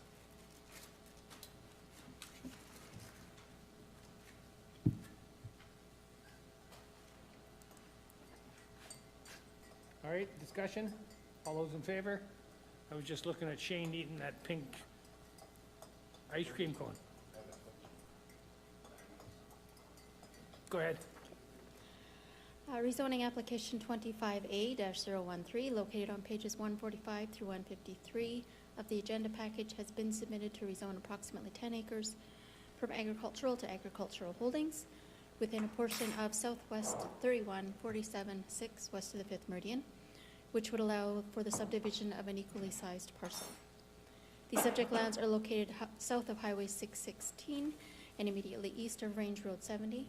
That can be seen on page 147 on the land location map. The application was circulated for review and comments to external agencies, internal departments, and adjacent landowners. External comments were received from Fortis Alberta, Buck Mountain Gas Co-op, TELUS, Pembina Pipeline Corporation, and the Lindale Rural Electrification Association, all of which advised that they had no concerns, conditions, or setbacks. Alberta Energy Regulator provided a list and map of wells and pipelines that will impact future development for the proposed lot, and Bonterra Energy Corp advised that no construction or storage can occur over their right-of-way. Alberta Transportation and Economic Corridors advised that the municipality is expected to mitigate the impacts of traffic to the highway system from local roads. Internal comments were provided by Public Works and Agricultural Services. Public Works requires a 5.18 meter road widening along Range Road 70 be dedicated on the remnant parcel and the proposed lot, and that a new approach to the remnant parcel be constructed. These comments will be reflected in the conditions of subdivision, which will be recommended to the Municipal Planning Commission. Agricultural Services advised of soil conditions and the presence of a confined feeding operation approximately 2.4 kilometers north, but they had no concerns regarding the rezoning and subdivision, and no letters were received from adjacent landowners. The policy considerations were set out in the report to Council on January 19th and confirmed that the proposed rezoning is consistent with the county's municipal development plan and our land use bylaw, and that the lands do not fall within any municipal development plan or area structure plan. So it is the recommendation that second and third readings be given to bylaw 1229-26 for the rezoning of approximately 10 acres from agricultural to agricultural holdings within a portion of Southwest 31-47-6 west of the 5th meridian. Thank you. Okay, they're asking for second and third reading. Is there any comments or questions about this particular development? Shane? No? Glenn? Okay, Aria? Move to come out of public hearing at 10:32 a.m. Good call. for bylaw 1229-26. See, that's how you ride a bicycle backwards. Okay. All those in favor? All right, does somebody want to give second reading now? Shane, or Dallas? I'll move the Brazeau County Council give second reading to bylaw 1229-26. Discussion? All those in favor? Carried unanimous. Anybody want to give third reading? Glenn? I move to give third reading to bylaw 1229-26, proposing a portion of Southwest 31-47-6 west of the 5th, 10 acres, be rezoned from agricultural to agricultural holdings as shown on the attached Schedule A. Discussion? All those in favor? It's carried unanimous. You know, when the weather is crappy, everybody in here is calm and relaxed. You know, we should all be just freaking out with all this snow in winter and having to drive home. But yet, everybody's calm, cool, relaxed. Pardon me? We're accepting our fate. All right. We got another public hearing, but that's not till 10:45.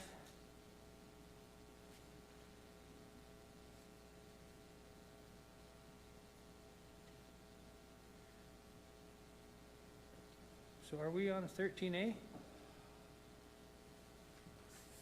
We dealt with both of our additions.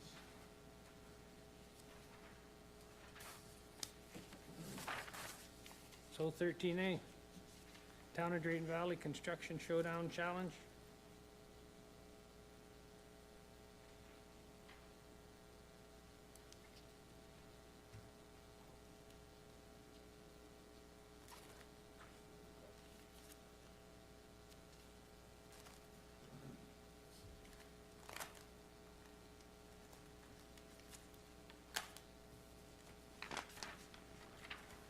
Glenn? This is pretty straightforward. It's just businesses and municipalities, a way to give some food to the food bank. And what you do is you can have a team, you can have staff or council, and we would just have council in this case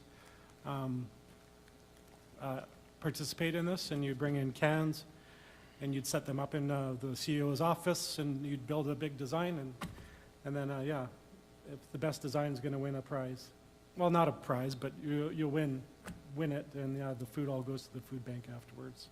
So it's just kind of all on us to participate and donate out of our own funds to be part of this event. So you build something out of the food you're donating? Yeah, we would have the cans, non-perishable cans, and then we would build something. out of it. I don't know what, but, and, yeah, so we have some time to design something. So, the morning on March 13th, so we would have almost a month to Think of something. think of something, to get the cans, and then think of something to build. Would that include staff to participate as well? The town of Drayton Valley, they split theirs up, so staff are gonna be competing against council, so. Oh, no, I want them on my team. That would work too, yeah, that would work too. Any thoughts out there? Well, about, you know, I guess, do we have a list of perishable foods that would be most appreciated? Where would we build this monster? Would we build it here? Have staff contribute ideas and thoughts? And we could have bowling.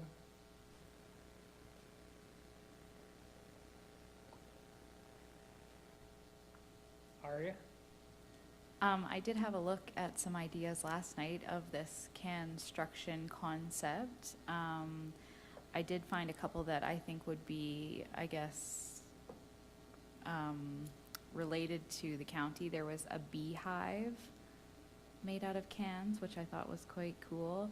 There was a cob of corn. So I can share that with the council. If you Google construction, Was that like corny? Is that what you were thinking? and there was a tractor one, but it was quite elaborate, so I'm not sure if that's something we could Wow. tackle. Wow. But yeah, very cool. And I think it would be cool if we put it in the front so that maybe people could see.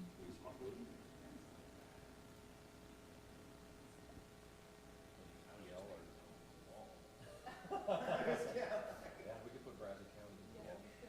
Not a border wall.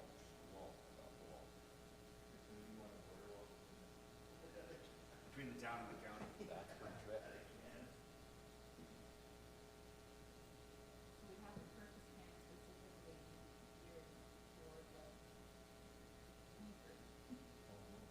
And then we take all the labels off, so when people get their cans, they don't know what it is. It's all tomato sauce. All mushroom soup. A surprise. Well, that's pretty creative, is all I can say.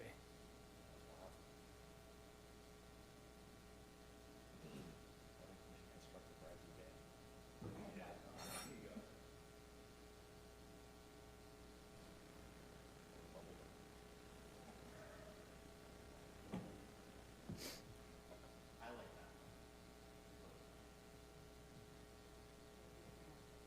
So you're probably gonna need, about 300 cans, at least. At least. Well, that's cool there with the water. Yeah, 1.5 million. Biggest, contribution. Is that a couple of outhouses?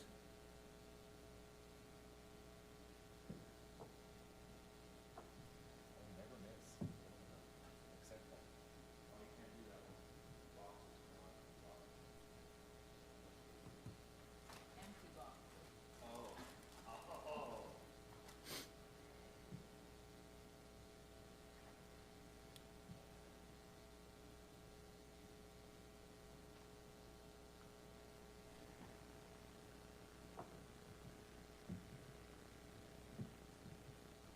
Wow, are people ever creative?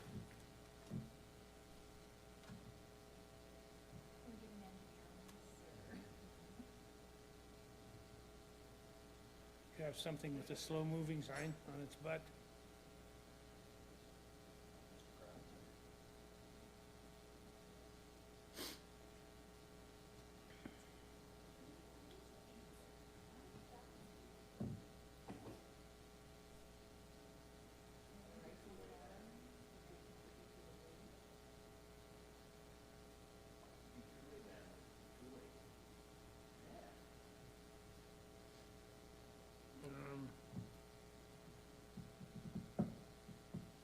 Interesting.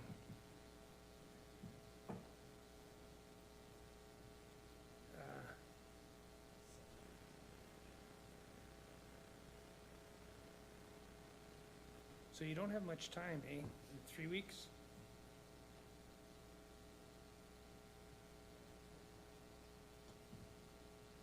Well, why don't we throw it out to our team in the background here for some ideas?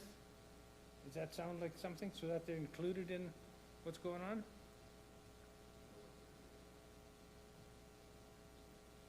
We could just make a can.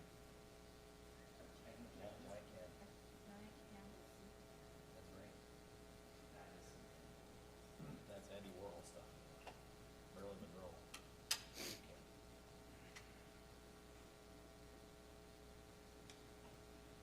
Glenn? I move that Brazeau County Council and staff accept the challenge for the construction showdown.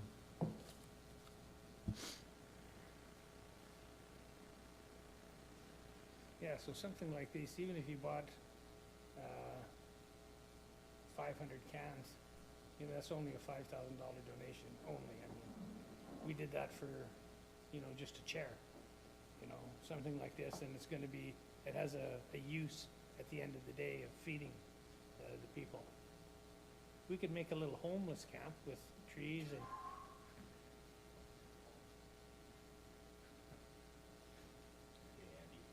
I vote in favor. I was being like a little forest, and you have little tents in there and people scurrying about. Glenn's gonna spearhead it. We need a vote. I vote. There's a motion. Yeah, okay. All right, discussion, all those in favor? Yeah, so Rudy, I'd suggest you go out to staff and say, if you got some creative ideas, who put this together? Tina, did you do that? Huh? Oh, Aria did that? Aria did it. Just all those options that you saw there? I've been really busy today. Okay. I did send some in the group chat. Oh, well, that's pretty impressive. You're gonna make a loaf of bread out of cans?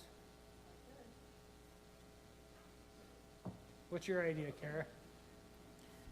My idea is I move the council reports for information. Discussion? All those in favor? Just trying to keep us in our lane here, are we? We've got another delegation at 10:45. 2 minutes, let's knock off some meeting dates. Pardon me? Actually, whoa, you didn't catch that on the mic, did you? Erica heard it. I move to ratify council's attendance at the Dome discussion with Minister Boshenko in the town of Drayton Valley on February 11th. That's the one where I was at the dentist, I think. I didn't attend that, right? Discussion? Discussion. All those in favor? Discussion. Oh, discussion, go ahead. Yeah, so did we come to a conclusion after that discussion? We kind of left it, we are going to bring it back to council, and we didn't talk about it, so what were we going to do with that? Right, Brian? that's where we left it? So I didn't go to that, but talking to the councilors that did, it sounds like the price went up substantially, almost doubling to $7 million now, so I don't think there was any intention to chase this down any further. So it's 7 million, that would be shared between 3 entities? It's at least 7 million. That doesn't include geotech or utilities. It's more like 8 million. What's that? Well, I looked at the data, it was $7 million, but. So 7 million was to start. Preliminary, that's just for a basic, and it sounds like what's needed here could be between 10 and 12 million. And that all those numbers are without site prep, so there still needs to be a geotech done and all the groundwork and earthwork that has to happen. Plus it didn't attribute for a breezeway or some way to connect it into the pool. The deadline for the grant is April 1st, and all the, and I should say, the grant was for up to $1.5 million from the provincial government, with the the two communities coming up with the rest.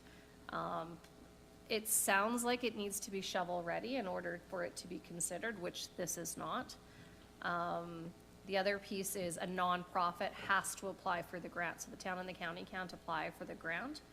And we hadn't even discussed which user groups or who would apply for it on their behalf. Plus, where is the rest of the, potentially $10 million coming from? We can't fundraise that kind of money. Just to give everybody a little bit of context, I was involved with the swimming pool, and I believe in the end we raised about $4 million, and it took us a decade.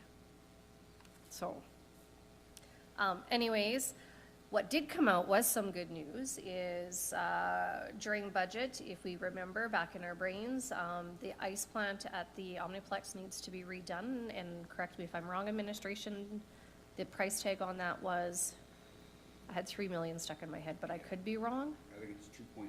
Okay, anyways, between the $2 and $3 million, ice plant needs to be replaced. It's on its last legs. They can no longer get parts for it. It's obsolete. We can apply for a grant from the provincial government to help with that. And so that kind of got tossed around at that meeting a little bit, and I think on top of ratifying it, maybe a subsequent motion is to submit a letter to the town to say we're supportive of trying to get this grant.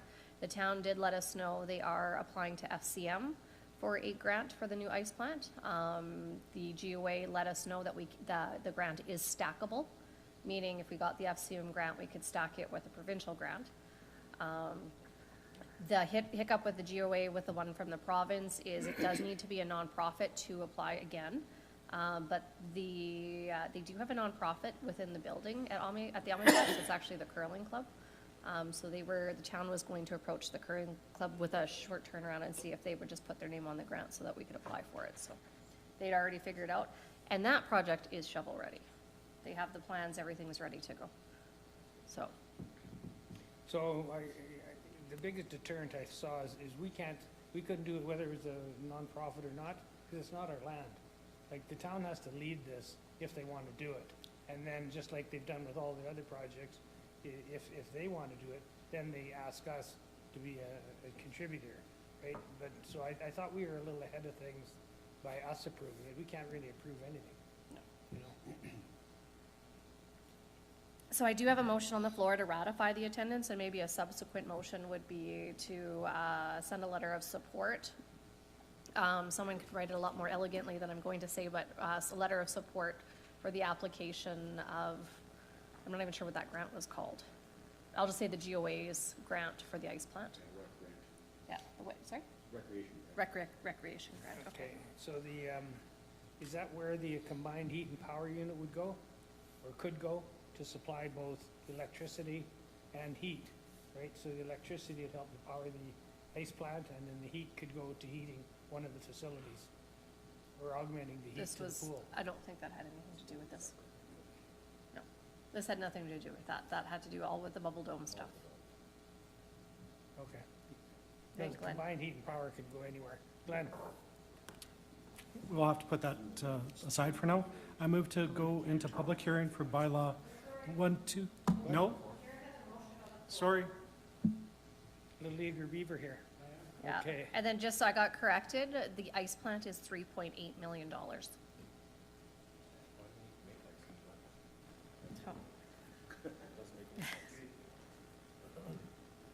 All those in Anyways. favor?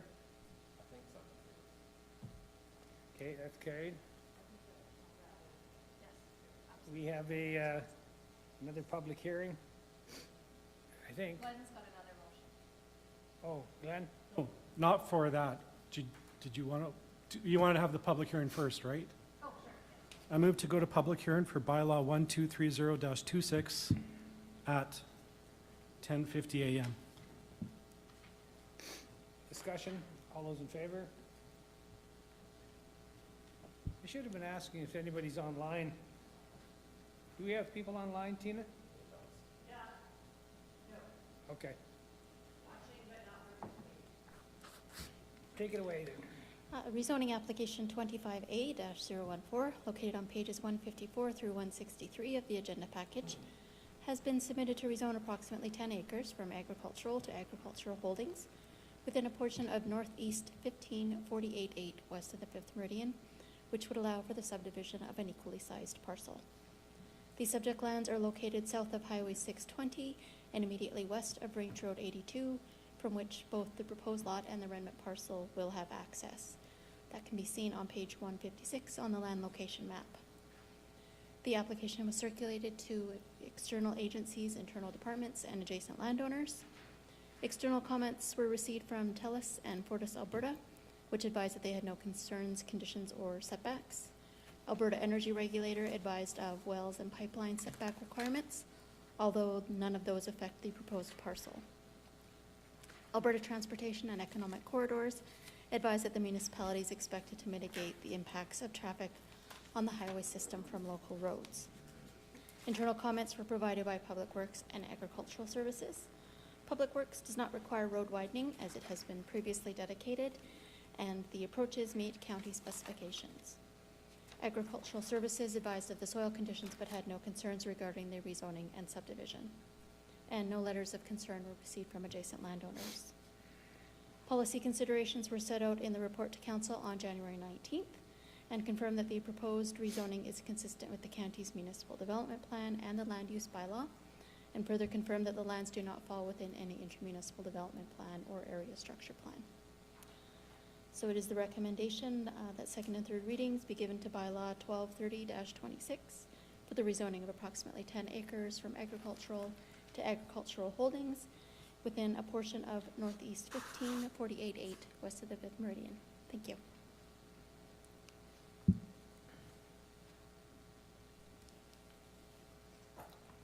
Any questions? Anybody in the audience there? No? Aria? I move to give second reading to bylaw 1230. Oh, we gotta come out. I move to come out of public hearing, please. Discussion. Discussion. All those in favor? Carried unanimous. Now you can make your motion. I move to give second reading to bylaw 1230-26, proposing a portion of Northeast 1548-8 west of the 5th meridian be rezoned from agriculture to agricultural holdings. Discussion. All those in favor? Carried unanimous. Yep. Dallas? Move the Brazeau County Council give third reading to bylaw 1230-26. Discussion. All those in favor?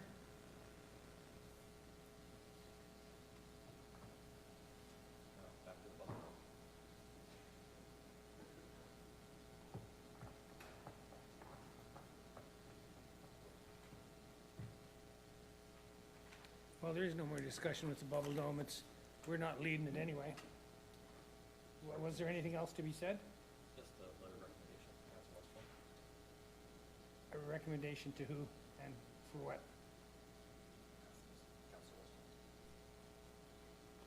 Pardon me? Karen? I move to direct administration to draft a letter of support to the town of Drayton Valley for the application of grants for the new ice plant at the Omniplex. Because I believe they'll need one for probably the FCM grant and for that. Discussion? Rudy, you got something to say? Just one discussion item when we talked there, of course, in this respect, we would also need a nonprofit lead, and my indication from the town is minor hockey is willing to take the lead on that, should we proceed with the ice plant grants. Discussion? All those in favor? Carried unanimous.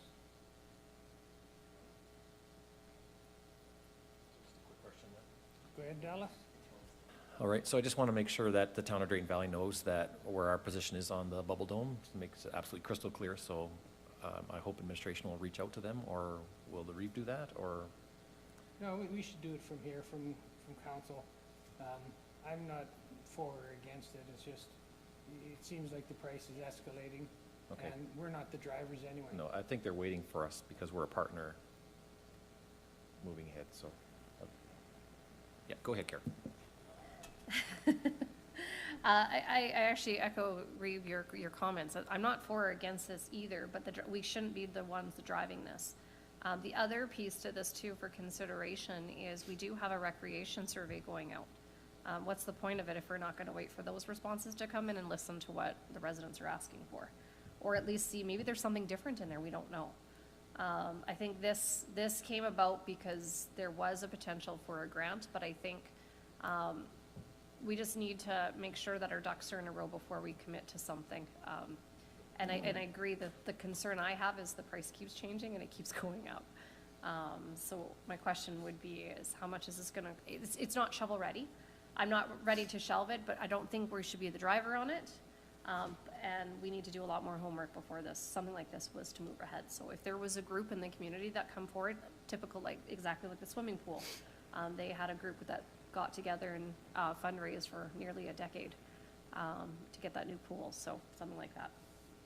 Yeah, I think it's creative, and I think if it was in here, it would be pretty cool, but I'm not gonna drive it, I'll let the town do that, and if they come up with an initiative, then, we'll have to decide then if we support it. So, anyway, we'll leave that on the shelf for a while. Aria? I know in the presentation they did mention that if we wanted to pursue it in years coming, that's an option because the grant is available next year and they're going to pursue the government to give them the grant money again. So I think next year is the last year, but it's not off the table completely because we can apply for it in years to come, so that's an option as well. Glenn?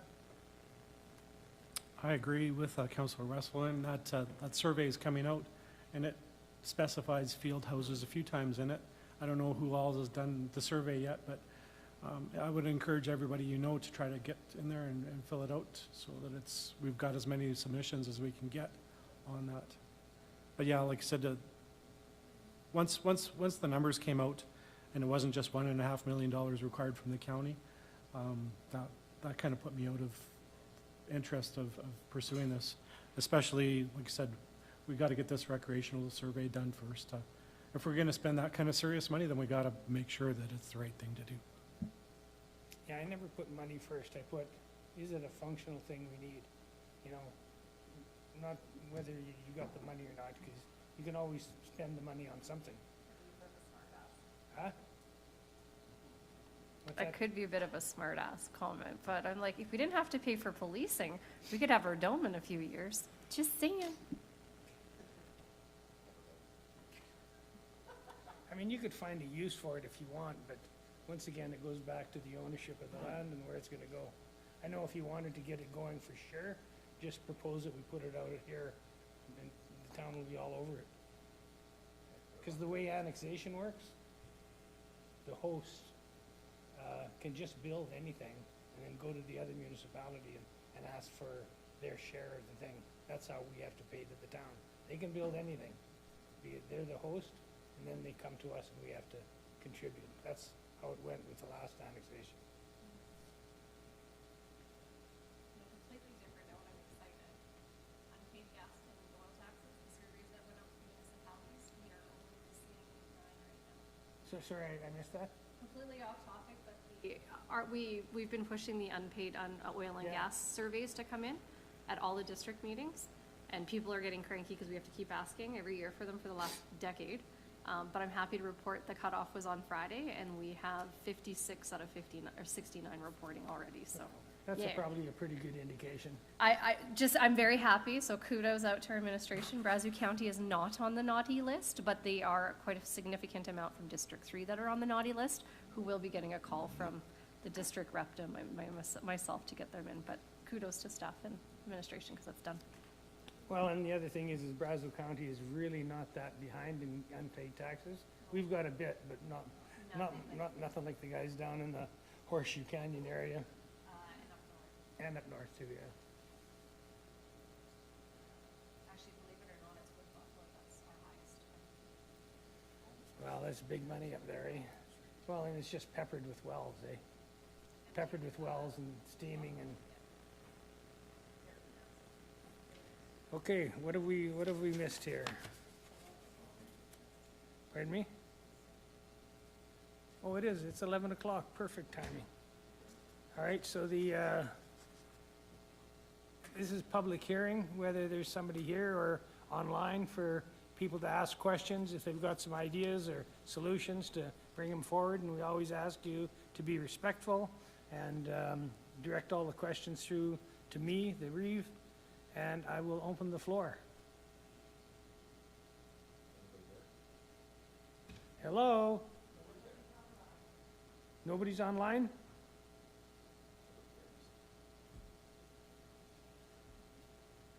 Okay, well, I'll come out of public hearing. We've got to stick around here till, Can those guys, our delegations join us earlier for online? say that again? Dallas? Can our delegations join us earlier if they're just calling in? I need to hang around at 3 o'clock. You can always take them online, because I honestly was gonna take mine online. You guys can go online. We Yeah. can just remote it. That's true. Okay, awesome. Yeah, so we could technically adjourn. No, we got 13 feet and yeah, but I mean, we're not, to get the delegations, we could technically adjourn and then still listen. Oh, I don't know what that, you're right. Just can't charge for it. Charge double. Okay.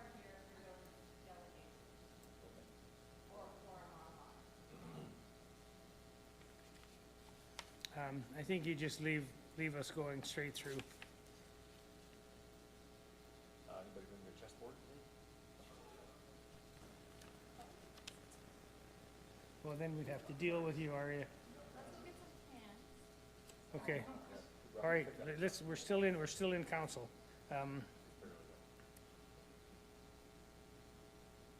So we're just waiting for 115 and 2. All right. 13B. That's in your additions.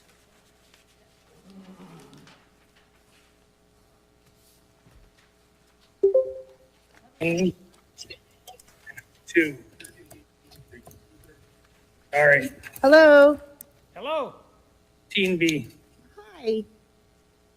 I'm sorry, I had trouble logging That's in in your here. additions.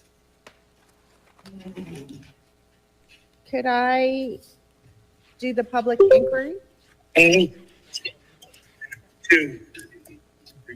We're in the public. Hello. Yeah, hello. Can you hear me? Hi.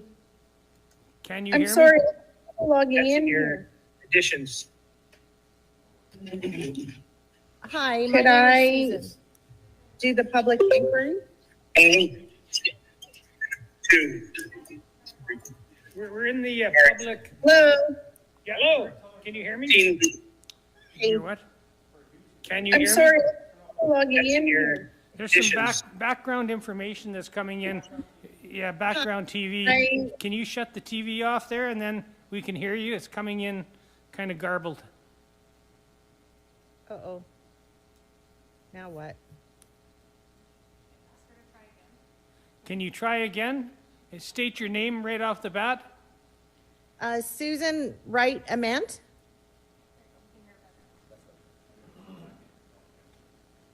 Yeah, so we're in public input. Susan, are you there? Yes, I'm here. Okay, we can hear you way better now.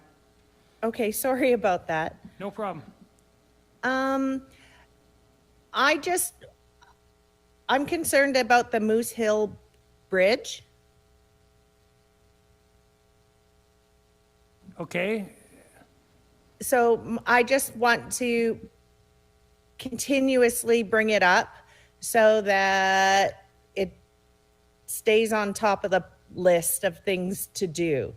I realize there's still some information to be gathered about how it can be made, but I have heard that there's an option to build a new bridge and road north of Moose Hill on Township Road 474. And it is a rumor, and I am curious if thought was put into that. Well, there was some initial thinking there by staff and the engineers to see if there was an easier crossing. From what I recall from all the discussion is there's still lots of sloughing going on. That whole area there is just bad news for a bridge. And they didn't come forward with any ideas of where we could relocate the bridge.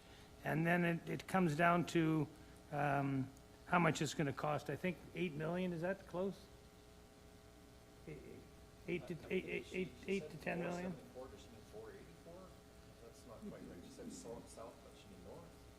Dallas is asking, is it 484 or 474 that you thought might be an 84. opportunity? Sorry, Township Road 484, north of Moose Hill Bridge. Okay, thank you. Yeah, do you guys recall what the engineer said about that? I thought there was nothing that, they didn't come forth with any suggestions. So I would like to put my opinion in, if that's okay. Oh, absolutely. So north on Township Road 484, personally, I believe that's a terrible idea. It's very steep there to get across that crossing. And I haven't actually walked it myself, but if I'm thinking correctly, it's certainly 2, maybe 3 times as long as the current bridge on 482. And also the land up there, people bought on an area where, you know, they want to keep their land value up, so they do not want a bridge there. That's my opinion and the feedback I receive from people who live up there. Now, I live on 482. I believe that we need that bridge going across where it currently is. It does need to be fixed. It does need to be replaced. And let's say it is $8 million. There was an opportunity for funding from the provincial government, I believe, that would pay 2/3 of it, and it was declined by council to apply for it. And I think that was wrong. Yeah, that's just not true. There's always lots of chatter that's out there, so I'm glad you raised it here. We just, we haven't gotten any STIP funding at all for it, and we've applied a number of different times for it, but we didn't turn down any money anywhere.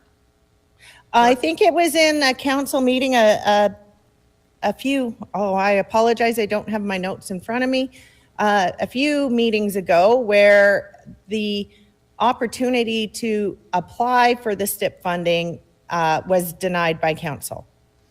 Right, I recall that, and that's just because. Well, why did you guys choose not to even apply? Because we've applied a number of different times and we're thinking if they're just gonna always say no, then try to apply for some STIP funding on something that we might actually get funding. But what we're hearing from RMA and the province is that there's just no money. So that's why we decided to, well, let's focus on something that we might actually get some funding for. Well, if there's no money for any other project, so why not continue asking for something that we really want and need in our area? I realize you all don't live in this area, but the people who do want that bridge. Okay, well, I appreciate those comments. We just also had a little bit of soul searching to do. Do you spend $8 million for 8 people? Yes, you do, because I'm a taxpayer and my thoughts and opinions matter as much as anyone else's in the community. And part of the reason we live here is because of the services you provided for us prior.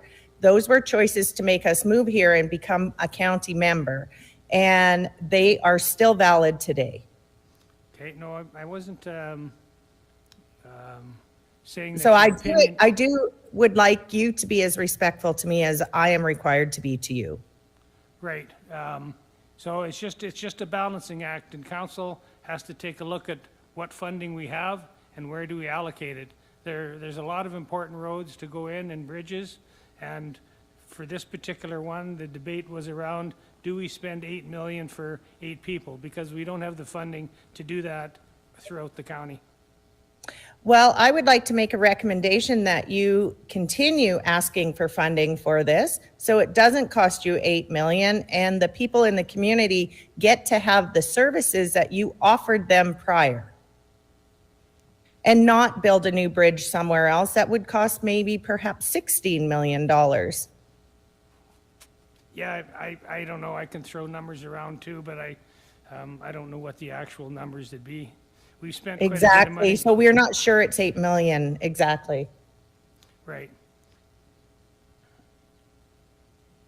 So- Because there are no exact numbers, as you say. Right. So it could be less. So I would request that council revisits this at each meeting and all the time and ask for funding, since there is that one day, that one chance that there is money available and that they actually say yes. Okay, It can happen. No, appreciate you calling in. We've got your point, that's for sure. You want us to continue fighting for that? Yes, I do.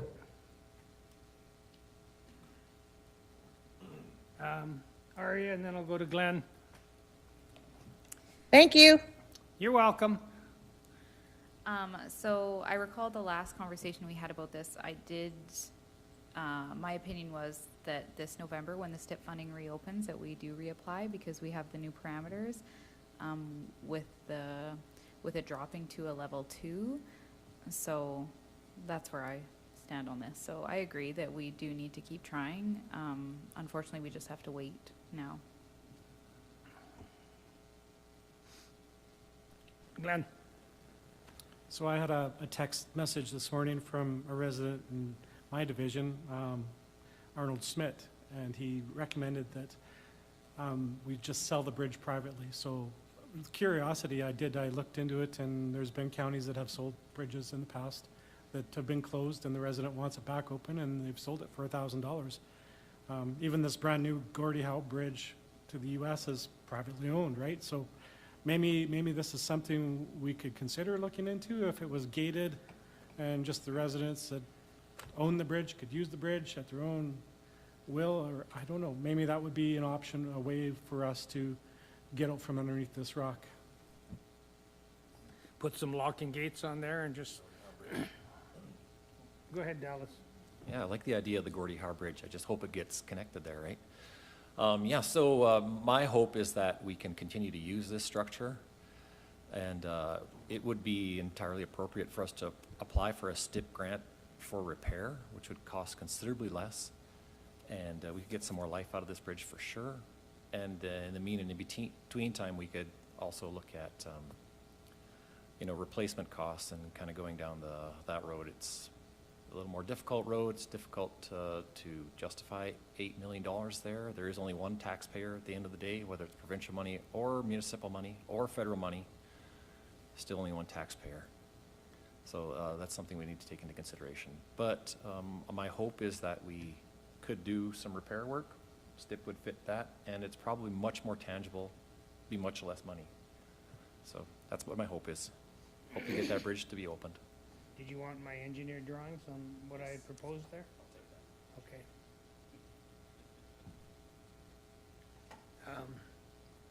Any other input from the internet? Yes, I have one more comment to respond to all. Okay, go ahead. This is Susan again. Thank you for giving your opinions. And yes, I really hope that this keeps that you keep fighting for it. As far as the privatization of the bridge, that's an interesting concept.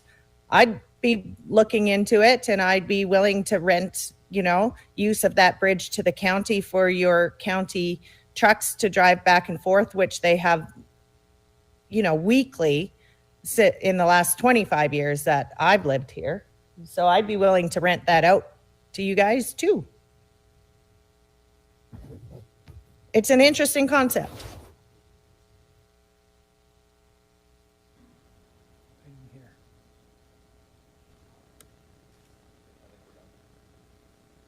Are you all done?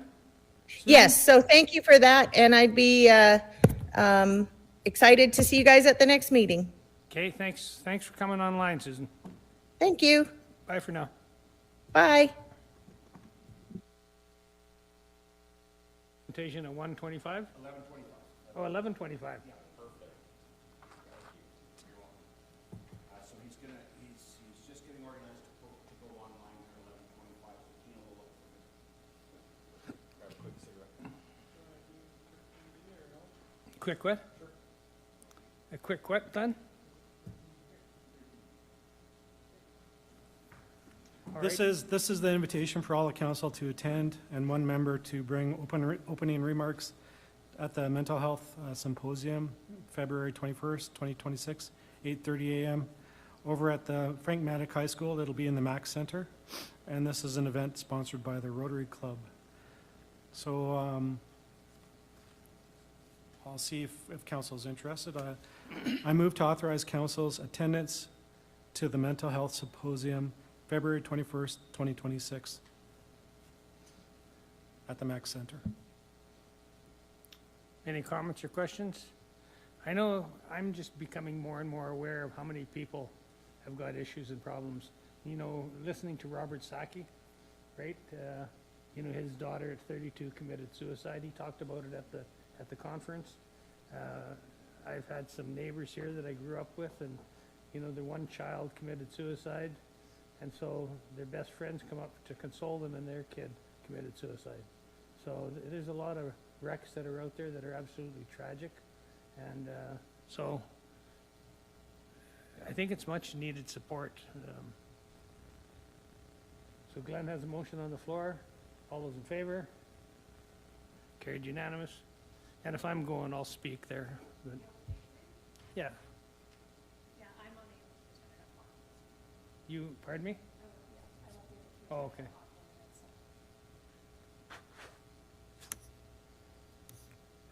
All right. So we're just waiting then. We'll just,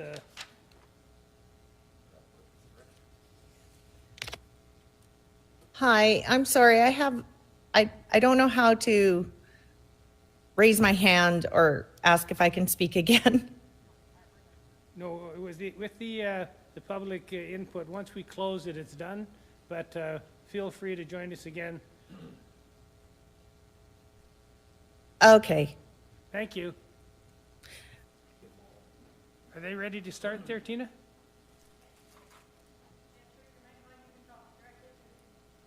I am ready, yep. Yeah, we're all ready. You just take it away whenever you want there. Okay, great. Thank you very much. Sorry, I meant to, 1 second.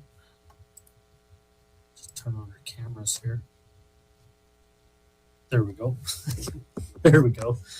All right. Okay, yeah, thank you very much for having us. Sorry we couldn't be there in person today. We were hoping to be up there, but the weather was not behaving for us today, so we appreciate you accommodating us online. Here, my name's Colin Harvey. I'm the Municipal Community Relations Manager at AltaLink. I have with me today Brian Kelly. He's our Emergency Response Program Manager.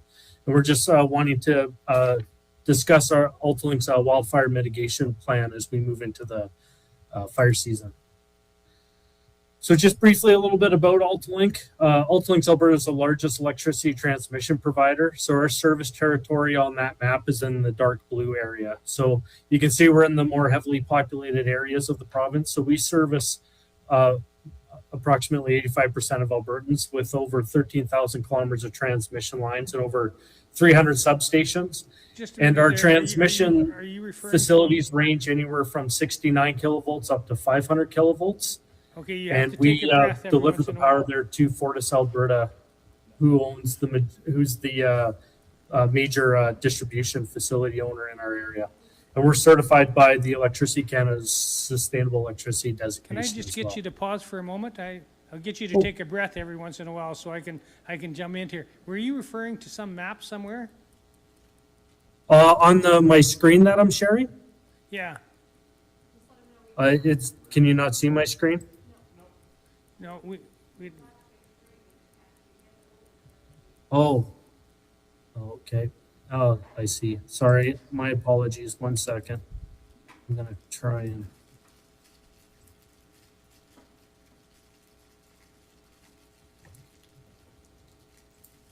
Okay, maybe can I just do that? Let me try this instead.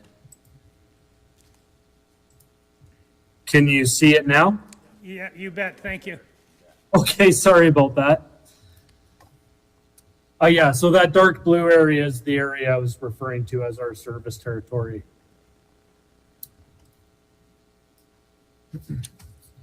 So this diagram here just shows, just quickly, the flow of power across Alberta to kind of show where AltaLink fits in. So starting on the left, we have power generation, which in the province is gas, wind, solar, and hydro predominantly.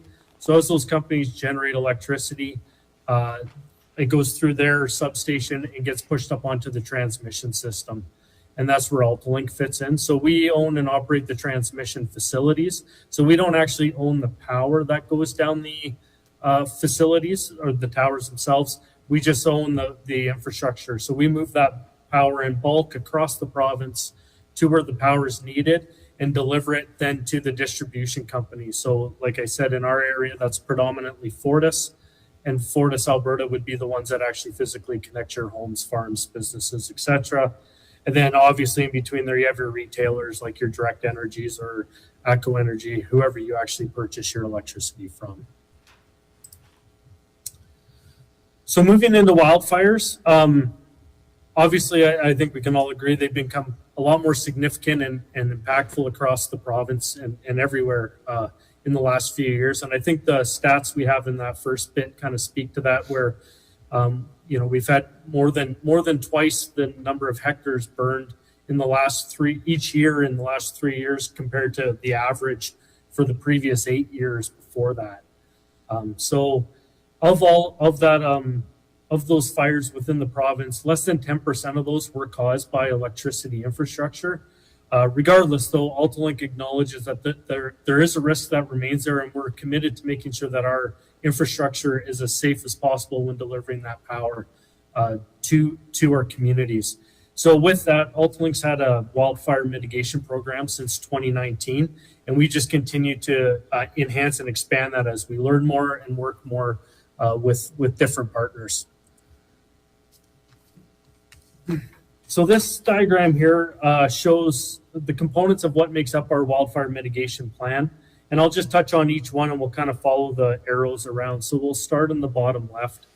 So we have a risk-based approach. So we've worked with a third-party fire expert that worked with us to map out our entire transmission line system and identified areas that would be what would be considered high-risk fire areas. So these aren't areas that may have more potential for a risk of a fire. It's more that if a fire did happen along the transmission line in those areas, there's more potential for an impactful fire. And we use those areas to help target our efforts with the rest of our mitigation plan. So the next one was strengthening. In those areas, we're looking to replace old components like old insulators, which are those cone-shaped strings that hold the lines to the tower, replacing those with new ones. Also, if there's wood cross arms in those areas, we're working towards replacing those with steel or fiberglass to also remove that as a potential ignition source. We've increased our situational awareness a lot over the last few years as well. So every day we get a wildfire report from our third-party expert letting us know what the wildfire weather is doing across our service territory. We've also installed up to 17 weather stations across the province where existing weather stations didn't provide data. We've also began to install cameras in some areas as well. And we're even beginning to test different technologies as well, including AI cameras that can help identify smoke through their abilities as well. So just really trying to enhance that situational awareness. We've expanded our preparedness. In the last couple of years, especially, we've been working significantly with our industry partners, government agencies, and our municipalities, trying to align our practices and working with them on emergency procedures. We also, in those high-risk fire areas, we have incremental maintenance and inspection. So we do more inspections in those high-risk fire areas. So if deficiencies are identified on the line itself, we get those fixed. If the vegetation is an issue there as well, we make sure our crews get out there to address that, the vegetation to reduce that fire risk. We also have enhanced operational practices. So at our substations, we have equipment called auto reclosers, and when a line trips, those auto reclosers attempt to re-energize the line right away so we don't impact service. And what we do is when the weather's getting hotter, drier, we will actually turn those auto reclosers off. And if a line does trip, we'll get out there and inspect that line so we don't just energize the line when there's an issue on it and we end up sparking something. And then our last resort step that we have is our public safety power shutoff. So like I said, this is our last resort prevention measure. It is a tool we have in our toolbox, but essentially what it is when the fire weather hits very extreme and dangerous conditions in which a catastrophic fire has the potential to occur, we may look to proactively turn off the transmission line in those areas. It's a decision that we take very seriously as a utility. We take a lot of pride in keeping the power on. So turning the power off kind of goes against everything that we stand for. But at the same time, if we believe it's the safest thing to do for the communities we serve, it's something we're willing to do. And so as we're looking at public safety power shutoffs or PSPS, we look at a variety of different factors. Not one just factor triggers it, but it's the culmination of a number of them. These kind of show some of the things that we are looking at when we are looking at PSPS. The first four, starting on the left with the wind, humidity, vegetation, and real-time observations, that's really that proactive PSPS I was talking about, where when assessing the fire weather is when we may do the public safety power shutoff there. The real-time observations, that's where we're using our weather stations, cameras, and boots on the ground when we are moving towards a PSPS. The last one there is more of a reactive public safety power shutoff. So if a fire ignites near one of our lines, we get some information that I'll show a little bit later. But if the fire's moving towards our line, we may look to also proactively turn the power off on that line as well. So if any debris flying ahead of the fire front, it's not hitting our line and igniting and furthering the spread of that fire faster than what needs to be. This diagram here just shows the process we kind of walk through when we are moving through a PSPS. So kind of starting on the left, as we've talked about, we're monitoring conditions. As we see the forecast getting close to the thresholds that we have, we begin our PSPS watch, and as we hit those thresholds, we get into our PSPS protocols. In there, we would also, at these stages, begin to start working with the directors of emergency management in the municipalities, as well as notifying elected officials that we may be looking to turn the power off in the near future, given these conditions. Once we actually start moving towards the PSPS itself, our communications protocol would kick in. So we would be working with Fortis Alberta as the distribution partner, as well as the communications team at the municipalities, to align messaging as we begin to notify the public that the power may be turning off here in short order, up to we actually turn the power off. And once the power is off, we continue to monitor until we see the forecast start to come below the thresholds. Once that happens, we'd start to look to restore the power to that line. The challenge we have is with the power being off, we don't have any data along that line to let us know what kind of condition the line is in, if there's something leaning on it, if something's broken. So we will have to physically get out there and inspect the line. So whether that's by air or by ground, depending on what's available, we'll have to get out there and inspect it. And then if we do have to fix something, that can delay the time for us to be able to get that power back on. But ultimately, we'll be working to getting that power back on as soon as possible and go back to monitoring those conditions. These diagrams here just provide some of an idea of what we look at when we're looking at an existing fire near one of our lines. So the red lines on this map are transmission lines, the red dots, fire. The blue cones show where the anticipated spread of that fire is anticipated to go, and the colors around that fire kind of show the fire fuel connectivity towards our line. So this all helps us inform us as to whether we should be looking to turn the power off because of that fire in proximity to our line.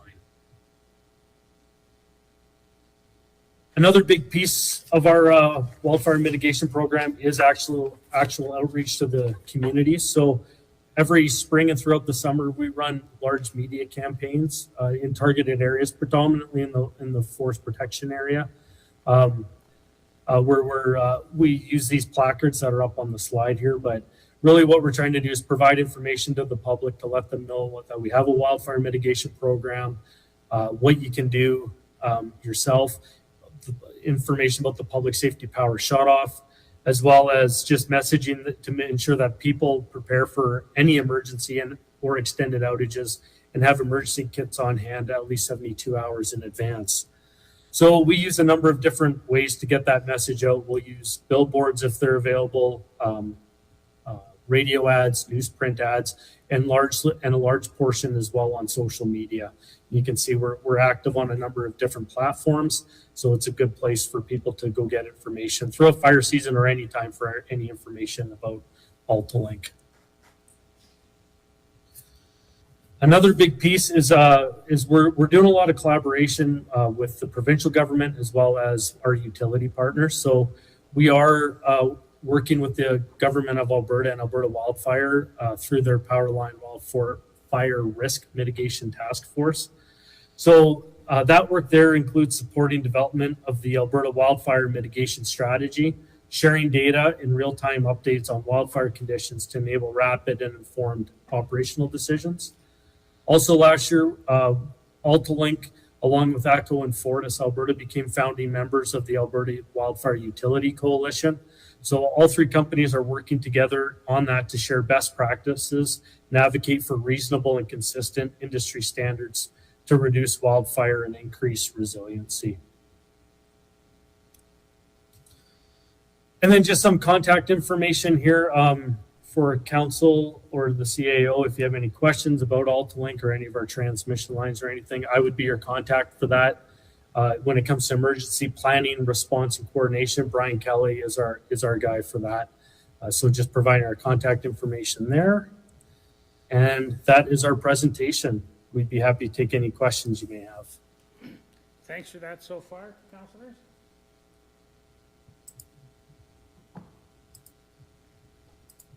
I think it's always good to define what you're responsible for and how it ends up getting to the customer. So you don't own the generation, just the high-end wire lines and the high voltage stuff that goes out to the distribution network, and then it goes through to the Fortises or the REAs.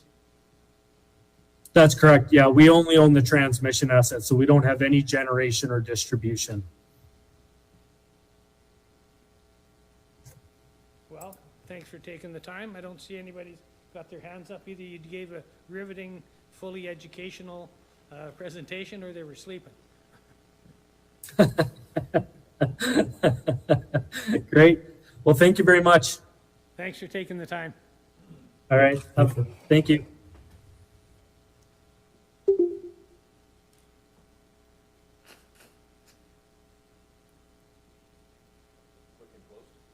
What's that? Quick and close?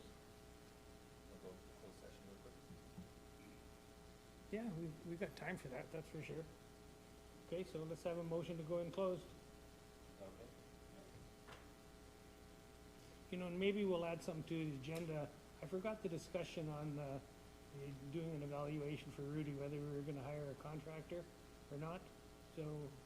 That's on your next agenda. Pardon me? It's on your next agenda. Oh, okay. Like in 2 weeks from now? Yes. Okay, thanks for that, Tina. If it's a good review, you can proceed. If it's not, I'm happy to kick it down the road. Yeah. With those road apples. Just kicking those road apples down the road. Yeah. All right, so motion to go in closed? Go ahead, Shane. I move that Brazeau County go into closed session about Alberta Transportation and Economic Corridors, Section 621 ATI, Section 26, or SH 621 ATI, Section 26. Thank you. Discussion?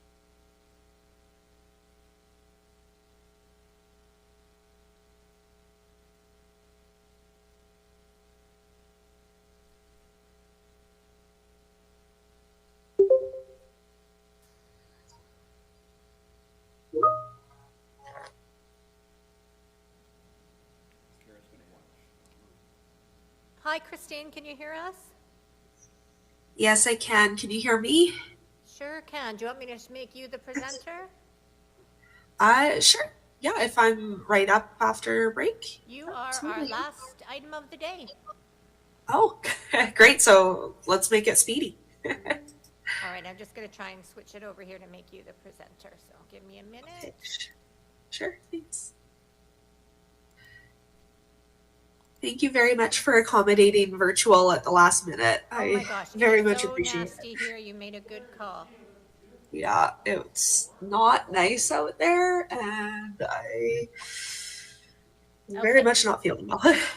You are now the presenter, so if you want to try and share your screen. I shall figure out where I'm at. Council does have a printed copy of the presentation. There. Oh, yep, we can see it. Yeah. Yeah. Okay. Okay, and that's showing the right full screen view, not the presenter view. Yeah, it looks good on this end, Christine. Beautiful. So we'll just wait for Okay. everyone to come back in the room if you just want to have a listen, and the Bree will announce you. Sounds great. Thanks. Thanks.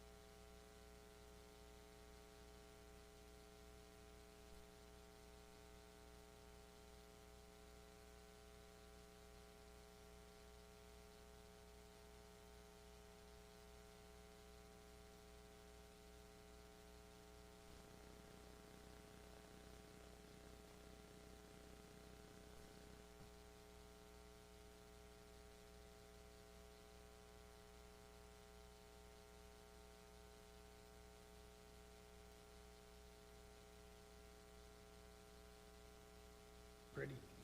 All right, so I'm going to call the meeting back to order.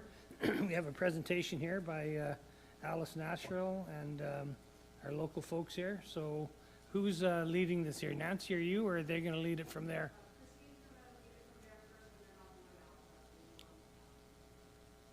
Can you hear us, Christine? Yeah, thanks. Can you still hear me? Yeah. So Yeah, okay. you just take it away and we'll give you a good listening to. Okay, wonderful. Yeah, sorry everyone, I wasn't able to make it up in person. That was initially the intent, but between a head cold and this awful weather, I think it was the right decision to do it virtually. So I appreciate you accommodating that, and sorry for the talking absent head. My name's Christine Campbell, for those I haven't met. I'm the Senior Western Hub Manager for Alice Canada. And I'm doing a little bit of a roadshow now that the election dust has settled to make sure that our community councillors understand what the Alice program is and some of the value that it can bring to your municipality. So I'm going to start with a little bit of kind of an overview of the Alice program and kind of where we're at, some of the momentum that we've had. And then I think Nancy is going to tell you a little bit more about some of the local context. So I'm going to try to rush through it because I understand we're the last folks on the agenda, and I want to make sure I leave lots of time for Nancy and questions. So that said, feel free to interrupt if anything's not clear. I'll start by telling you a little bit about what Alice is and the kinds of projects that we do. So Alice is a national charitable organization, and we work with communities on the ground to actually deliver our program. We do that with a vision of producing ecosystem services, all the good things that nature can provide to human society from nature-based solutions. So really looking at the landscape and how it can function to maximize that value alongside our food and fiber that we're producing on farms, and doing that with both local and global goals of doing things like improving biodiversity. So our mission, we work specifically with farmers and ranchers to develop these nature-based solutions on their land. And we do that very much for the benefit of the community at the local level, for future generations on the farm, and of course, even for the global impact that it has. So we're doing this through a pretty unique program model, and that's what I'd like to try to explain today. So we really look at the producer as a service provider in this kind of relationship between the broader public and the farm. So the reason we work with farmers and ranchers exclusively is that it's a very unique group of individuals who have not just the land base to provide meaningful change, but a really specific and niche skill set. Farmers and ranchers produce things out of nature all day, every day. And so we kind of contract them to do that, to produce things like cleaner water and biodiversity alongside the food that they're already producing.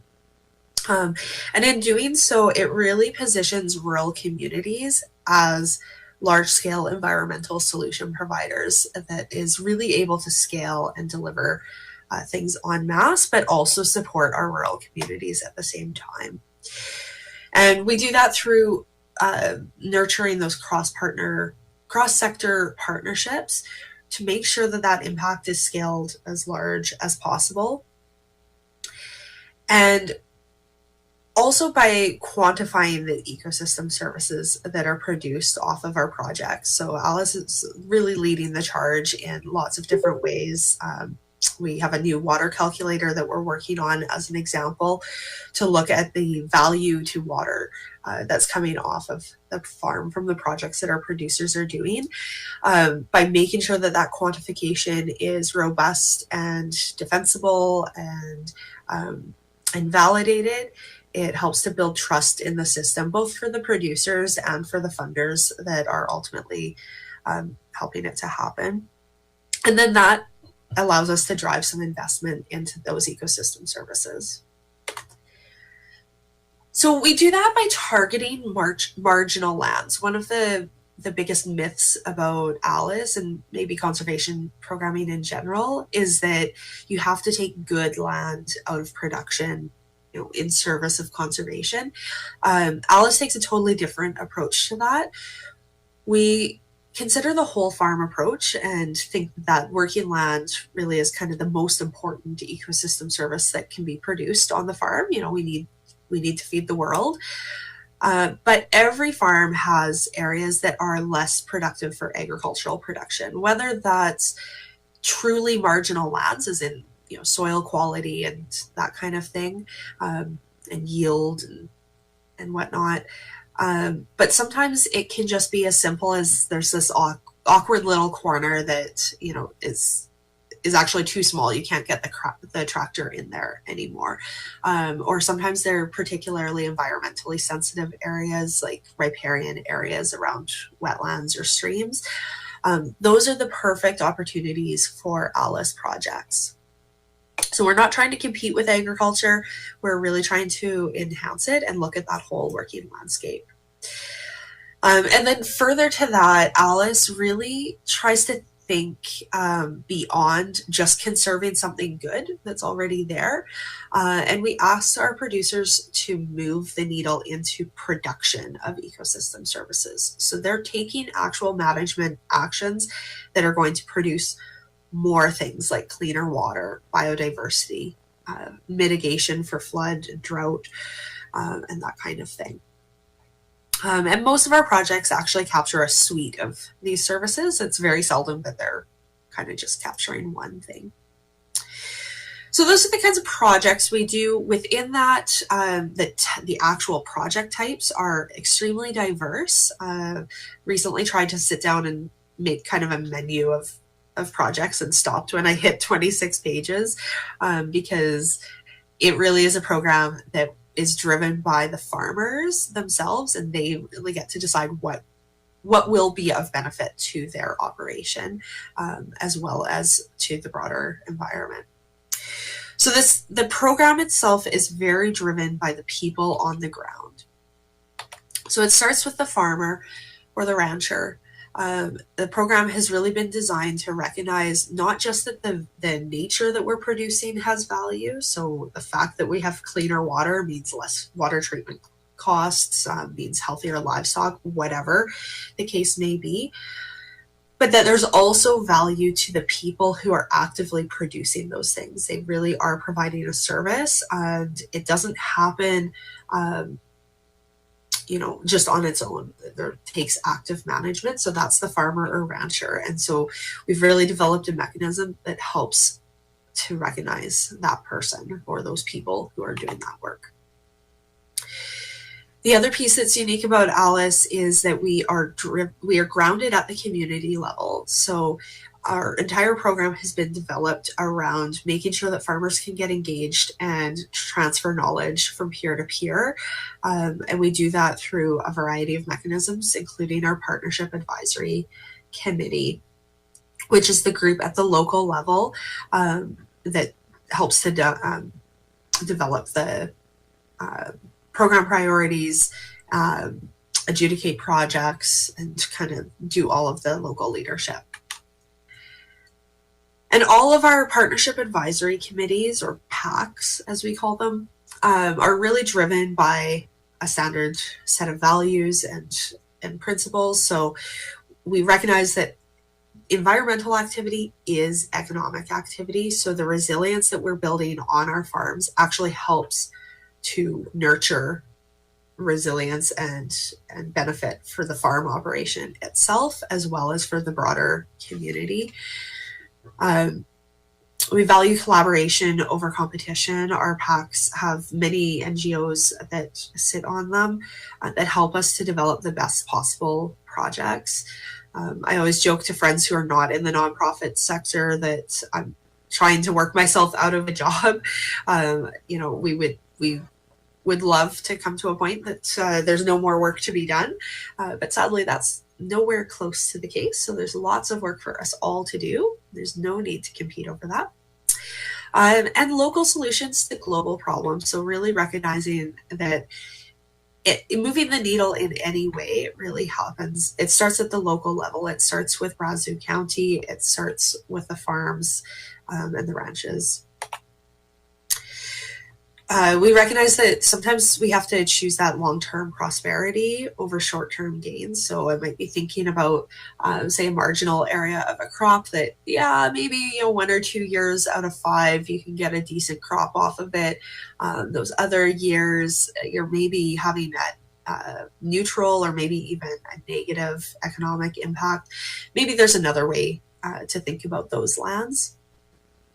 We value that community delivery and autonomy. So our program is principles guided, and then how it's actually implemented on the ground is very much up to you. So the decisions are made by the Brazeau County PAC. And we know that this takes a bit of time. You know, it's individual farm to farm, and changing hearts and minds one person at a time. Our principles are really important to us, so those are the things that guide each PAC. The one thing I will point out here is that the program is completely voluntary. So we do not go on title with our producers. We do have them sign a participant agreement that helps to make sure that they know what's expected of them for management, and that we know what they're wanting to do for management. Those contracts are 5-year terms, so they're short term and very flexible for the producer. They kind of work well within a working landscape. You don't have to kind of know what your grandchildren are going to be doing 50 years from now in order to participate. And even within that, it's a program that they can end that contract early if they need to as well. So it's probably the lowest barrier to entry type of conservation that people can do. And I think that really resonates well with producers. I love this quote from Sean McGrath. He was our very first participant in Alberta. He's located near Lloydminster, Kitscoty area. And he says, most farmers are doer environmentalists at heart. They, you know, everything that they're doing is part and parcel of the farm. And that seems to really resonate with them. So I've mentioned our partnership advisory committees. The piece that's important for us, and kind of the one rule that we place on it from Alice Canada, is that it has to be at least 50% farmers or farmers and ranchers. That's to make sure that the program is driven by farmers and really suiting the needs of the farm community. But it can also include other local stakeholders.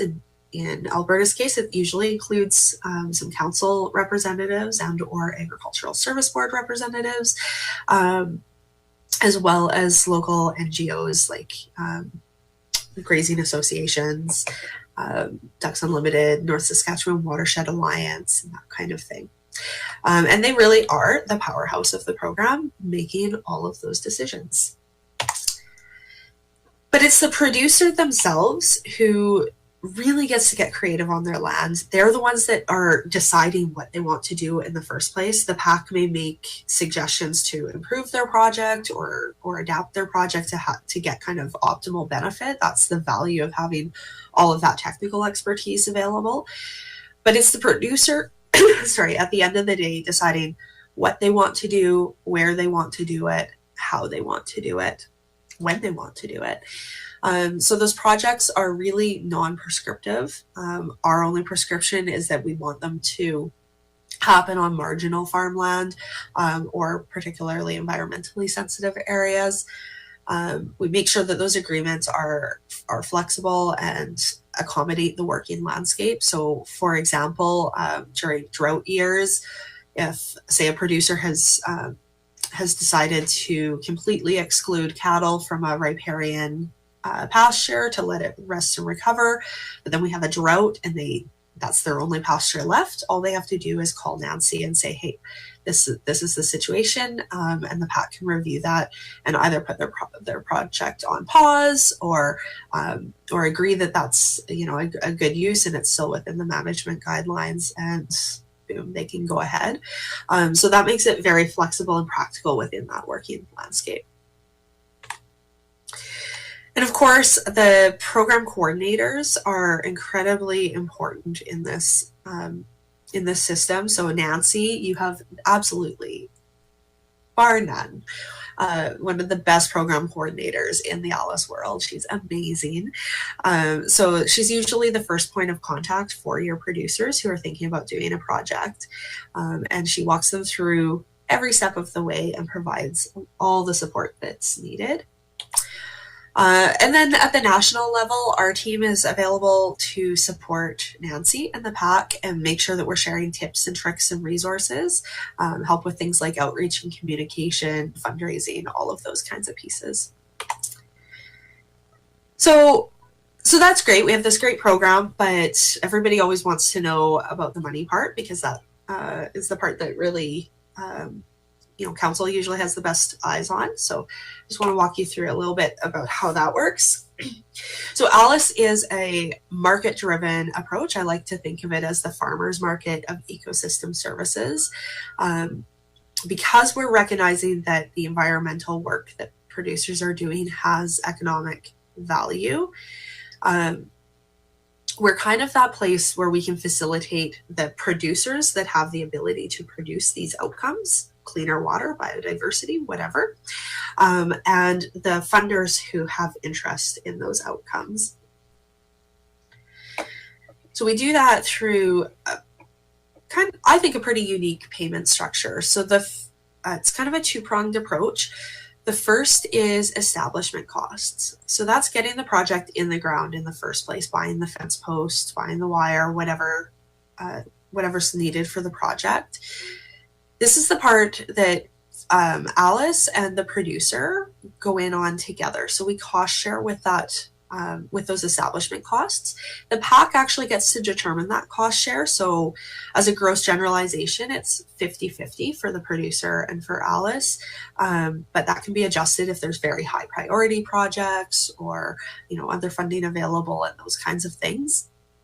But the reason that we cost share rather than just paying for projects outright is that means that the producer has really looked at their operation and selected projects that make sense within that working landscape, and they are choosing things that are going to make sense for them, hopefully in the long term. And then the unique piece about Alice is an annual payment. So every year for the term of their contract, so that's 5 years, and then ideally that contract is renewed every 5 years, potentially into perpetuity. Those annual payments help the producer to support that management and maintenance of the project. So it's really kind of a culturally relevant way of recognizing that the ecosystem services that they're providing have this annual value. It's much like a crop. So it's not, you're getting that carbon sequestration every year. You're getting that improved water quality every year. You're getting all of that. And not only that, the producer actually has to continue to put work in to manage and maintain that project year over year, whether it's, checking fence lines or, managing invasive species, whatever the case may be. So that payment rate is also set by your PAC. They often kind of start around by thinking about what land rental rates are and then kind of adjusting up and down based on the fact that it's marginal land, producers getting, perhaps less input costs, perhaps they're getting added value out of the project, whatever kind of impacts that situation. So that means that we're kind of like a funnel. It's a single solution for both the funder and the farmer, one door for them to walk through. So rather than producers having to kind of shop their projects around and find somebody who's interested in water, somebody who's interested in the wildlife value, somebody who's interested in the carbon value, etc., and sign multiple agreements and try to work out how all of that works in, we kind of bundle it up as a suite of ecosystem services, and then the producer can just get, all they have to do is sign one agreement. Same thing for the funders. So how that works, all these funders have interest in the outcomes that the projects are being produced for various reasons, whether that they're looking at kind of offsets or looking at habitats or ecosystem services that have public good, or if they're looking at things like social impact or maybe a specific species that they're interested in, whatever the case may be, they're bringing revenue into the program. They can do that either directly to Brazeau County, or it can come in through Alice Canada, and we can distribute that to the communities. The community, Brazeau County, then does the program delivery and matches those dollars to the farmers themselves, and the farmers produce those ecosystem services, and we report back on those outcomes back to the funders. So thinking about kind of the relationship between Brazeau County and Alice Canada. So Alice Canada brings in things like money for the projects. We bring you our proprietary database, all of our program resource guide, and all the pieces that you need to run the program essentially, and help build that whole market piece for ecosystem services, essentially kind of packaging everything up into this turnkey program. So you guys don't have to do a whole bunch of program development. In return, you provide us with your target setting, so kind of gazing into the crystal ball and trying to decide how many projects you're going to do, how much that's going to cost. You provide the PAC, who then provides that local priority setting, the recognition to the farmers, the work directly with the farmers, and then ultimately the acres of ecosystem services that are being returned back for that outcome. So we're kind of a team of three. I love this herding dog analogy, right? Because we're all kind of trying to herd all the pieces in to get the maximum ecosystem services produced. So the producer, it has their skin in the game, both for the cost share establishment, doing their ongoing maintenance, and then just the whole repurposing of their marginal land. The municipality is putting in both direct program support, so that might be program coordinator, like salary, might be the indirect operational support, so things like providing office space, meeting space, that kind of thing. And then Alice is also Alice is also providing direct program support, usually in terms of dollars that are going into projects, as well as indirect operational support. So our in-kind value is about $60,000 a year for support from your hub manager, who is Karen Snethin, as well as like fundraising and communications and all of that kind of thing. So I basically kind of just said that. Skip that. So there's lots of reasons why different funders come to Alice. Sometimes it's that they're looking to build relationships within their community, or looking to support agriculture, reduce their operational costs, offset their impact, whatever. So we have quite a diverse basket of funders, and we do that very intentionally. These are just some of the funders from 2025. The ones circled in red there are the ones that funded Brazeau County specifically. So we've been very fortunate to have great support from the Alberta government, specifically through their Watershed Resiliency and Restoration Program.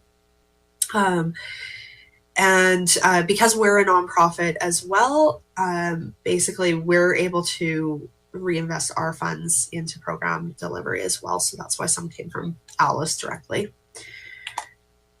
I'm just kidding. We have lots of funders, so just kind of recognizing them all on the slide. So that whole process is a bit of an iterative process that we work very closely with Nancy to do. In the fall, she kind of has to gaze into the crystal ball and predict what you're going to need in terms of funding and how many projects you're going to do and that kind of thing. We go out and try to fundraise for that. And then it's an iterative process. So in July, we asked her to do an interim report. And in December, we do a final report. Both of those are like formal opportunities if we need to make any changes to those allocations. But really at any point in between. One of the value points of Alice is that we have this network of communities that are all marching towards the same goal, using that same philosophy and delivering the same kinds of outcomes, which makes us very nimble. So sometimes what happens is we get more funding that comes in later in the year. Sometimes it's not uncommon for a funder to call us in November and be like, can you get outcomes this year? We're like, well, sometimes the project demand is higher or lower than your crystal ball had predicted. Sometimes, something happens and you can't meet a deliverable, or there's weather impacts or whatever. So sometimes I'm calling Nancy or Karen's calling Nancy saying, you know, hey, we have additional funds available. You know, can we move them to you? And you might have a waiting list of prospective projects. Vice versa, it's always a really uncomfortable position to be in if you ever can't spend the funds for whatever reason. So it's also very nice to be able to move those around. So there is an expectation that ALICE contributions, funds raised at our national level, are matched at the local level. So usually that's 1-to-1. And that contribution can come from direct support from the municipality, say in the terms of staff wages, might come from indirect support from the municipality, estimating that in-kind contribution for things like office space. Might come from funds that you've raised at the local level, from grants that are specific for the Brazeau County area. It also comes from the producer's contribution to their project establishment as well, and sometimes even a little bit from technical advisors who sit on the PAC. So, you know, as an example, in 2024, we dispersed over $7 million to communities, and then that was matched at roughly 1-to-1. So we've kind of talked about that, but you know, the indirect operational support that you're providing, things like office space, insurance, utilities, we really try to make sure that those kinds of contributions are captured because they are really important. If the program was not housed by the county, those would be expenses to the program, and that helps us to like actually maximize and optimize as much funding as we can get from for you. And then the direct support often is the salary for the program coordinator, our program support fee, and yeah, every community is a little bit different, so additional support as needed. So all of this is really building momentum, and chat a little bit about that too.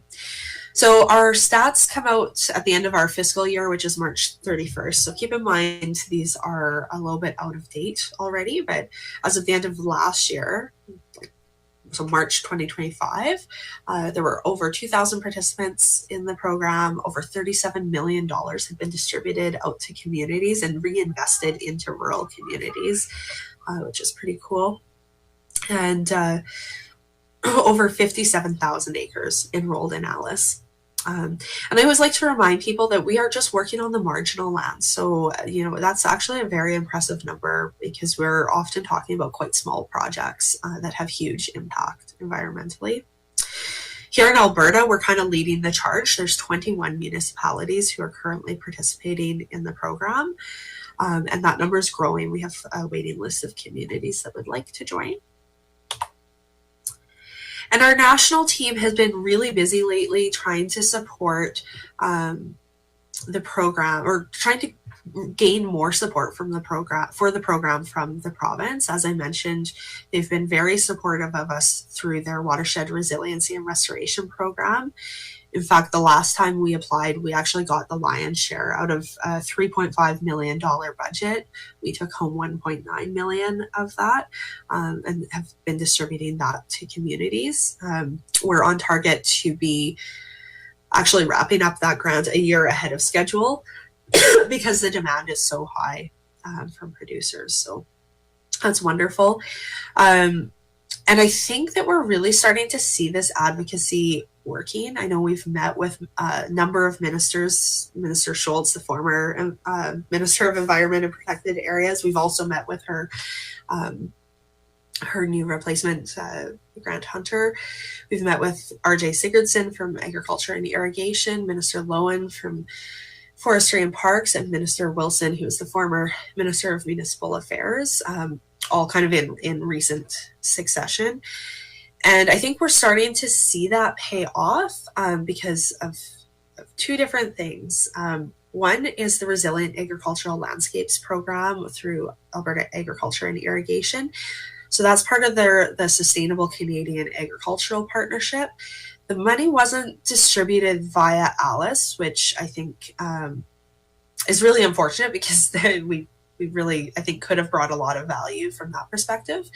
But how it rolled out was the province administered that program for 1 year and then realized that they really needed help with applicants on the ground. There's so much nuance around our province that they needed people with local intel to help support producers delivering that program. So they actually contracted Alice to provide pre-application support, and we've throughout that process been able to develop a really good relationship with the department. And the other thing that's really exciting is the Ecosystem Services Grant Program. So that came out in fall last year. I don't know yet whether we'll be a recipient of that grant program. You know, fingers crossed. They should be making some announcements on that in short order. But just the fact that they developed a program like that is pretty groundbreaking. So that program was specifically for payment for ecosystem services type programming. Reading their kind of description, they basically described Alice. So that's really cool. When I started with Alice 10 years ago, we would never have seen that kind of language in government programming. So you can tell that the advocacy has been paying off. We're also just starting to see more and more intermunicipal partnerships. So municipalities that are working together to deliver a program. Lots of advantages with that in terms of things like cost efficiency and shared value, which is pretty cool. And of course, all of this is really only possible because of all of our partners. So we work with lots of partners on the ground. We have over 200 partnerships here in Alberta alone. So when I say a smattering of our partners, this is just a smattering. But I just want to give them recognition. They sit on our PACs. They provide lots of technical expertise. Sometimes it's funding and that kind of thing. So just briefly looking at the future, what's in store for Alice in the next little bit. In April of last year, we did get a new CEO, Jordan Sinclair. So we're really excited to have her.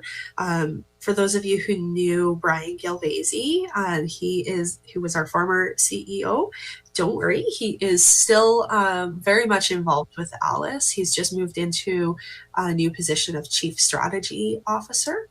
And this is part of our succession planning, just making sure that we are around for the long haul and really able to develop programming that works exceptionally well for our communities. And the pieces that I think we have a lot more room to explore that we really have only scratched the surface on is looking at how we can actually maximize the natural infrastructure that producers are providing, and in terms that bring value specifically to the municipality. So I think there's a lot of discussion to be had within various municipal departments as to how Alice can be a tool in your toolbox to help you with things like erosion issues or road washouts, or wildlife conflict resolution, or water treatment, or blowing snow, or loading in culverts, or making sure there's enough water for all your constituents and all your livestock use and all of those kinds of things. So that's something I would love to chat more about at any point in the future. We've also been able to test some new techniques. So as an example, we were able to fully integrate a new project type, and that's getting onto the working landscape with adaptive multi-paddock grazing, helping the cattle producers to really graze in a way that brings environmental value onto their fields. We are also concurrently testing some cover cropping and other regenerative agriculture techniques in Manitoba and Saskatchewan. So stay tuned for those, because Alice has really always been designed to work on the marginal lands. And so what we're testing now is how the program model can be applied to working landscapes on the working part of it as well. So all that to say, the Alice model is working. Farmers are voting with their boots by coming into the program. Brazeau County has been one of the most successful programs in the entire ecosystem. So you guys should be very proud of that. And I'm sure Nancy's going to tell you more. But I really think that this is grounded in the trust that producers have for your PAC and for Nancy and for Brazeau County themselves. So you guys should be really proud of that. So thank you very much. I'm happy to answer any questions and pass it over to Nancy.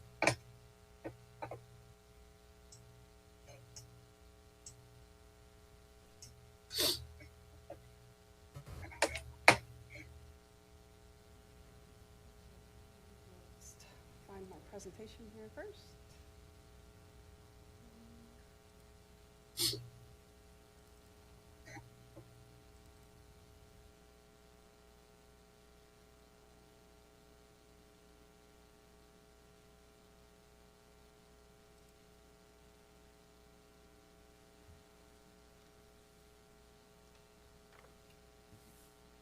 Okay, thank you, Christine.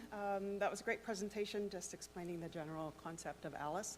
So what I'm going to do is just take about 10 minutes or so just to show you how we run the program here at Brazeau County and how all those ideas we take and rerun with it to make it our own in Brazeau County. So our program was adopted by Council in 2015, and we received our first applications in 2016. And then the first projects were on the ground established in 2017. Now, as some of you may know, we did celebrate the 10-year anniversary of our program in 2025.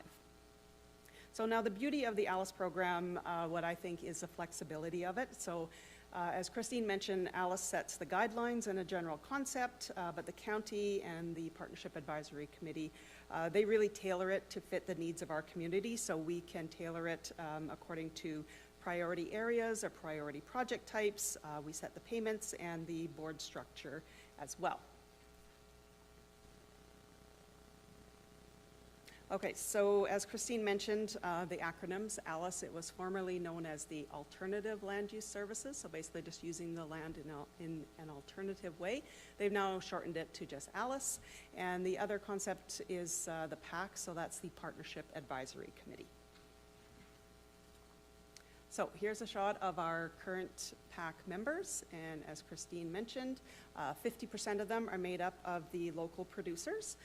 So we do have one council rep and 5 members at large. Those are the local producers. And then we have 4 external agencies as well. So this is the PAC that was appointed by council at the fall organizational meeting. And these are all the voting members. And I must say that I do rely very heavily on this PAC. They help me to execute the program. We've got a lot of great minds in that room, a lot of experience on the ground and technical experience, so they are a fantastic resource for our program. Christine had mentioned some project examples, so these are all project examples of right here in Brazeau County. Each of these pictures is an actual project that we do have in Brazeau County. I'm not going to go through them all, but I thought maybe I would just take one of them and explain a little bit about it, so when we say an ALICE project, you can get a concept of what the project looks like on paper, on the ground, and what our PAC does to approve that project. So I'm going to look at the last one here, the exclusion fencing. It's one of our most popular types here. And basically for a project to go ahead, it has to show a change in management and there has to be some project benefits. So if we take this one, for example, the change in management is that the farmer's putting up a fence to keep the cattle out of the water. Now the project benefits are cleaner water, so the cattle aren't going down into the water to drink out of it, so that benefits everybody in the community. The riparian area is not damaged by the livestock in there. And then also the cattle are staying out of that area, and most commonly the producer will do portable solar water to draw water out of that creek up to another area, so then the cattle are drinking cleaner water, so they're going to be healthier, and they're staying out of the creeks and the rivers, so they're not going to get the hoof rot and things like that. So that's one of our most popular project areas here in Brazeau County. And then if you want to see what that looks like on paper, so on the left side is what the project looks like, and this is what the PAC is going to see. So here's a quarter section, and then you can see at the top there, the green area, that's where the fence went in on the north side and the south side of that. So he fenced it off, so the cattle are not going in there anymore. You can see that water is protected. And then on this quarter, he actually did have an existing dugout there as well, so he just fenced that dugout, and that's where he put his solar waterer. And then the picture on the right, that's what the actual project looks like. I was standing on the road at the west side of that project looking down that stream, so that's what a project looks like. And for reference, this project is a little over 28 acres in size. So this is a very typical project here in Brazeau County. So as Christine mentioned, the payment types, establishment costs, and annual payments. So in this case, the producer, his costs were putting in the fence and the solar waterer. So we cost shared on that. And so he put the project in. I went out with my GPS to measure where those fence lines were, came up with an exact area so we knew what to pay him in an annual payment. And then once the project is complete and verified, he sends in his receipts, and we do a check for 50% of those establishment costs. And then the other part of this is the annual payments. So that 28 acres that he's now taken out of agricultural production, that is his project area, and we give him a per acre payment on that. So in this case, it was pasture and water were the two payment rate types in there. And so we enter into a 5-year agreement on that. He will get the annual payment for the first year, and then the next 4 years of that, we have that money ahead of time, and we put it into a restricted surplus account for the ALICE program, so that if anything should happen with any of our funding, we know we do have that funding secured, and we can honor that agreement for the full 5 years. So here's what our annual payment looks like right now, and this is specific to Brazeau County, and like I said, the beauty of this program is that through the PAC, Council can set these rates, and so these are the rates that we currently have depending on the landscape type. So that project that I showed you, he's getting the pasture rate of $45 an acre, and plus he's getting the existing wetland permanent rate of $24 per acre for his project. Okay, so continuing on with the funding, here's a look at the funding that we have received through the ALICE program. And as Christine mentioned, there's a whole team that do the fundraising for us. And in the fall, we gaze into our crystal ball, and with the help of the PAC, we try and decide, what we're going to need for funding each year. And so this is what ALICE has given to us each year. Now, each funder has a specific list of specifications that they say, well, you have to enroll 25 acres of wetlands for us, but you can't use it for renewals, but you can use it for outreach, and it's a whole big list that we have to meet in order to get their funding. So as long as we meet the acre target, then they will give us the funding for that. And then, as Christine said, we do interim and final reporting as well, and then ALICE wraps up all these reports to give them back to the funders to make sure that we are spending our money accordingly and they're getting what they want out of these projects. So here's a look at some of our ALICE Brazeau participants. You may recognize some of the faces there. And this probably, instead of applications and participants by year, I'm realizing it should have said applications and projects by year. So you can see that in yellow is the number of applications that we receive each year. Now, all of those don't go through that year. Sometimes there's things that happen and they pull out their application, or they just bring their application a little bit too late in the year, because we do this on an annual basis. So if they bring their application and it's approved by the PAC, they have to have their project in the ground by November 1st. So sometimes if it's not going to work out that they can get all their fencing done or their tree planting done or anything like that, we just hold on to their application and we bring it forward the next year to give them the best chance of success to get their project in the ground. So here's our project acres by year. So as we said, we do set a target in the fall. So if you look at, for example, 2017, our PAC thought we could get 100 acres in the ground. We actually got 212 acres that year, so we did get our full funding. The next year, we thought we could get 200 acres in the ground, but we did not. We only got 79. So I believe that year we did have to return some funding to ALICE, and they just redistributed that to another community. So those are our targets there, and sometimes, just depending on what's happening around the world, sometimes we have big targets and we have small targets, but somehow it all works out, and we get what we need to satisfy those funders. Now, just a quick shot here of by landscape type. So you can see on the right side there, 1,011 acres are in trees and shrubs. So some of these are planting projects where they are planting trees and shrubs. Some of them are just existing forest. The one on here that I really like to see is the water body. We've got 118 acres of water, so that's a huge amount in my mind of that water that we're protecting, and it's cleaner water for everybody around. We also have the modified ag. So that one is the adaptive multi-paddock grazing. So we did offer that. It's basically rotational grazing. We had funding for that in the past. We don't have any new funding for any new projects on that. So we're just maintaining our 5-year annual payments and participant agreements for that. And then if no new funding for that type of project comes, then we won't have that project anymore. And then, of course, we've got the grassland at the top at 283 acres there. And just to wrap things up here, if you're interested in finding out some more information on the Brazeau County website, we do have an ALICE page there. There's also a page, alice.ca, which is the national website. And then there's a couple of YouTube videos. If you go onto YouTube, the ALICE Canada site, they do some ALICE participant profiles.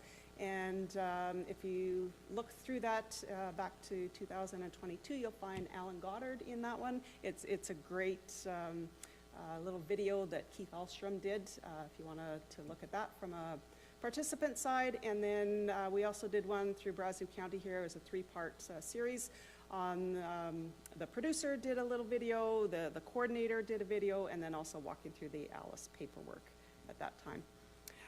So in closing, I just want to thank Brazeau County for your continued support. It's a great program, and it's a great example of using a partnership to leverage the funds.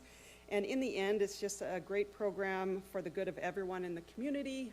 Through the work of the farmers, we have cleaner air, cleaner water, support for habitat, carbon capture. There's so many things that all of us are benefiting from. And I call it a win-win-win. It's a win for the farmers, for the community, and the municipality as well. So that's the end of my presentation, and if there's any questions between Christine and myself, we will be glad to answer them. That's right.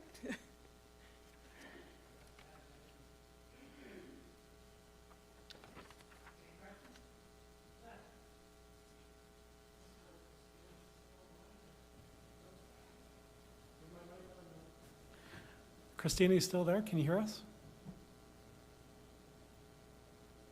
Yeah, yes, I can. Sorry, I had muted. So, yeah, you were talking about environmental and about kind of maximizing our natural infrastructure and kind of value add. What can Alice do for our county? I think there's a big thing you could do for us. So me and the Reeve attended the Parkland County, it was called an Alice Parkland Farming Forward Field Day, and that was in partnership with Farming Forward. And Farming Forward is kind of doing environmental farm plans for us. We do the service, we pay for the service. We're having an event on March the 3rd where farmers and producers can come and get their environmental farm plan done for free. And usually these things are a bust. We might get 1, 2, or maybe 3 if we're lucky. Alice would really help us out if you guys made it a stipulation that if you're going to receive this money for forest land, cropland, pasture, that you have to have a current environmental farm plan. That would, like I said, we offer the service for free, but we need to kind of partner with you guys to help make Alice a tool that would help us out. Is that possible? Yeah. So there's lots of synergy between Alice and the EFP. At the kind of national level, we try to make things as least restrictive as possible. We want things to be quite low barrier for producers to entry. That said, I would say that that's a PAC decision. So your PAC could absolutely have a conversation about that. Usually how we work is we recommend that they do an EFP as part of it. And often people will come to Nancy looking for support from Alice and can have that conversation about doing an EFP. And so Alice often brings people into the EFP process that way, even if it's not a mandatory approach. And then vice versa, your EFP tool, anytime you're doing an EFP with producers or farming forwards doing them, then oftentimes they'll identify potential projects that then Alice can be recommended as a way to address that environmental issue. I agree with you, yes. If we had that environmental farm plan, they could identify that, hey, Alice could help you with this or that. But we do have a lot of, like I said, there's a potential to have an Alice project where we're paying a farmer, but yet at the same time, they're contaminating water with excess runoff into ponds that contaminate the waterway, or they're burning plastics, or they're not disposing of their pesticide containers properly, whereas that environmental farm plan would help identify some of those things. But I think it has to be a stipulation coming right from Alice. I don't think it's something that our PAC could manage on its own, but you guys should have that as part of your thing, that we get funding, but that's the way it works. That's the only way it would work fairly for everybody. Yeah. Okay. Yeah, that's a good comment.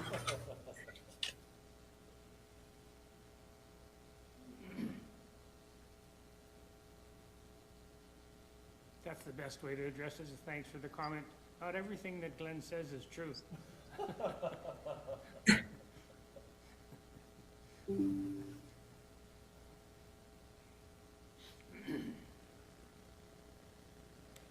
Yeah, I don't know. Anybody got any other comments?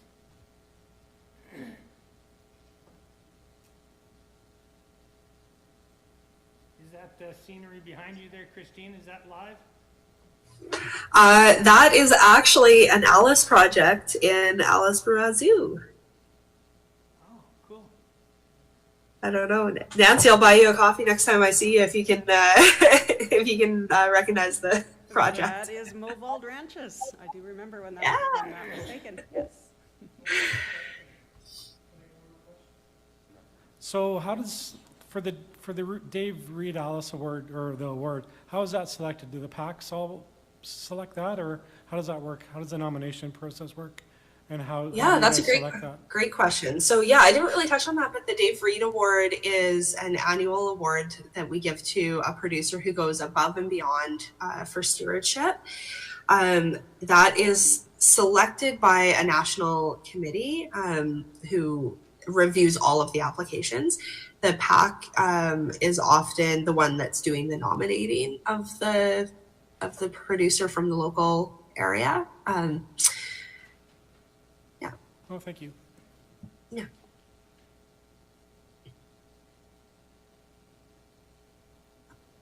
Yeah, and the Dave Reed Award does come with a $10,000 prize, so it's pretty significant. And then I think the runner-up gets, I want to say it's $2,500.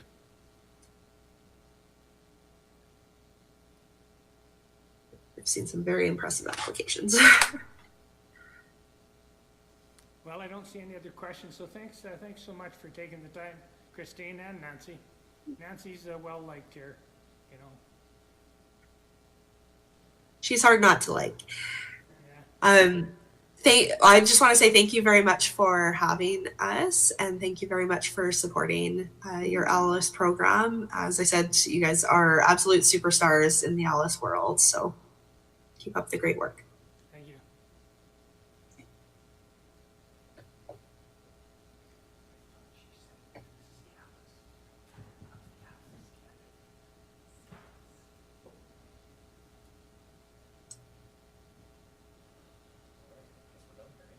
I think we're done for the day, aren't we, folks? Oh, I do have one more agenda item. Oh, It's, go ahead, Nancy. Request for council decision on page 199 of your agenda.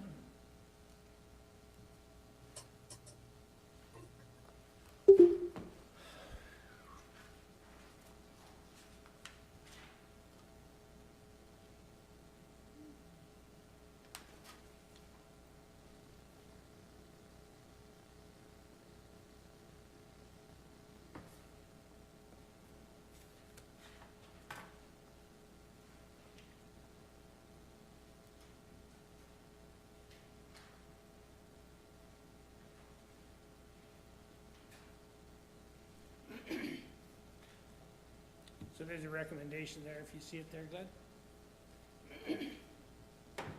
Elaborate? Yeah, there's it's to change the payment programs to match up the pasture and the forest rates. And I can provide some information on this if you want me to start.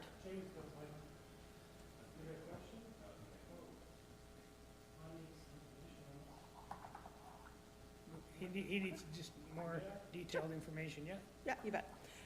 So we are asking council to approve the revised Alice 1 guiding framework policy as presented. And then this discussion came up on the February 5th Alice PAC meeting, and we just reviewed past project to make sure that we were applying the Alice Policy 1 consistently and fairly when we're looking at the landscape types and the associated annual payment rates. Now, the discussion turned to the agreement that Alice payment rate is not just a reflection of the perceived economic value of the land. So when you take into account the ecological goods and services that the landscape provides, the PAC realized that the monetary value of pasture versus forest may differ in terms of quantity and quality of forage, but the PAC also did recognize the significant environmental and operational benefits of forested land.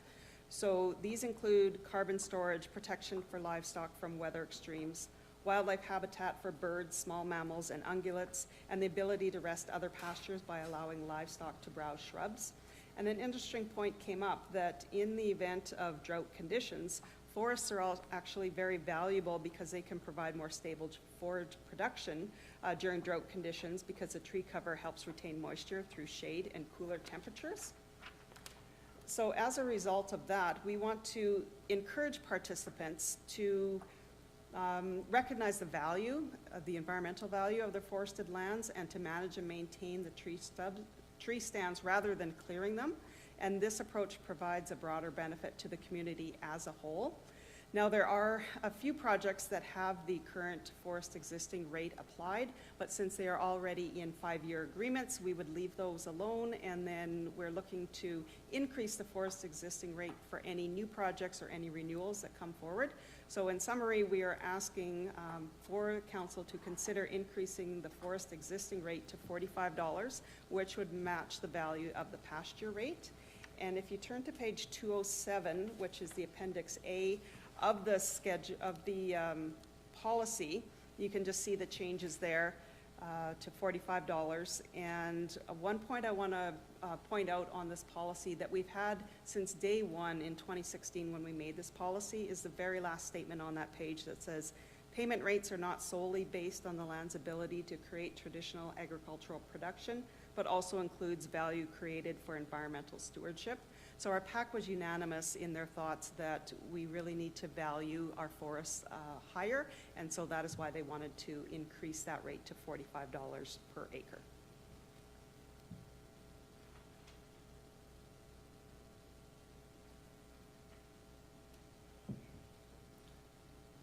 Yeah, carry on. So on farmland, you're talking like a piece of land, no fence on it, just trees on it that people could apply to Alice to get $45 an acre, or for a quarter section, you get $2,700 a year for that piece of property then? Is that the way that works? Well, through the reeve to Councillor Gunderson. So like I said in my presentation, there has to be a management change. So it can't just be some existing piece of bush that's sitting there with no management change. So a management change for that could be putting up a fence so that the cattle aren't in there. It could be creating wildlife habitat, putting up bird and bat houses. It could be planting some more trees in there for understory. So we wouldn't take an entire quarter section. We would be out of money that quick.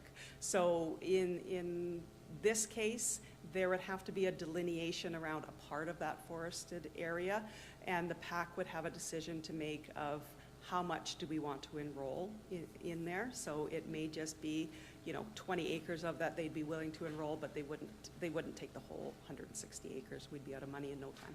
I do have a resident, or a few of them, because they haven't been using the land for agricultural, so their assessment has gone from agricultural to vacant, right? And then their taxes go up. This might be interested to them if they could fence it off. They never intend to farm it, but fence it off and then use the Alice program to get, not the whole quarter, but whatever, 40 acres or whatever off of it. And Yeah, through the reeve to Councillor Gunderson. Yeah, now the stipulation is they have to be farmers and ranchers, and it does have to be agricultural land. So if they have used it in the past, you know, even if it was a few years ago, they used to have cattle on there, that's still agricultural land. So that would be something that the PAC could look at for sure.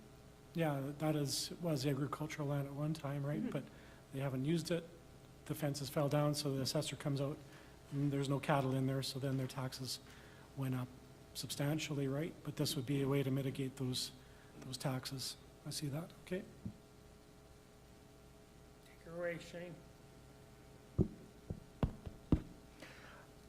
I move that council approves the revised Alice 1 guiding framework policy as presented. Discussion? All those in favor? Carried unanimous. Kara's in favor. Oh, Kara, are you online? Okay, how do you I vote, am. Kara? In favor, thank you. Okay. That's carried unanimous then. Thank you. What else we got? Is that it, Nancy? That's all that I have. Yep. Okay, thank you.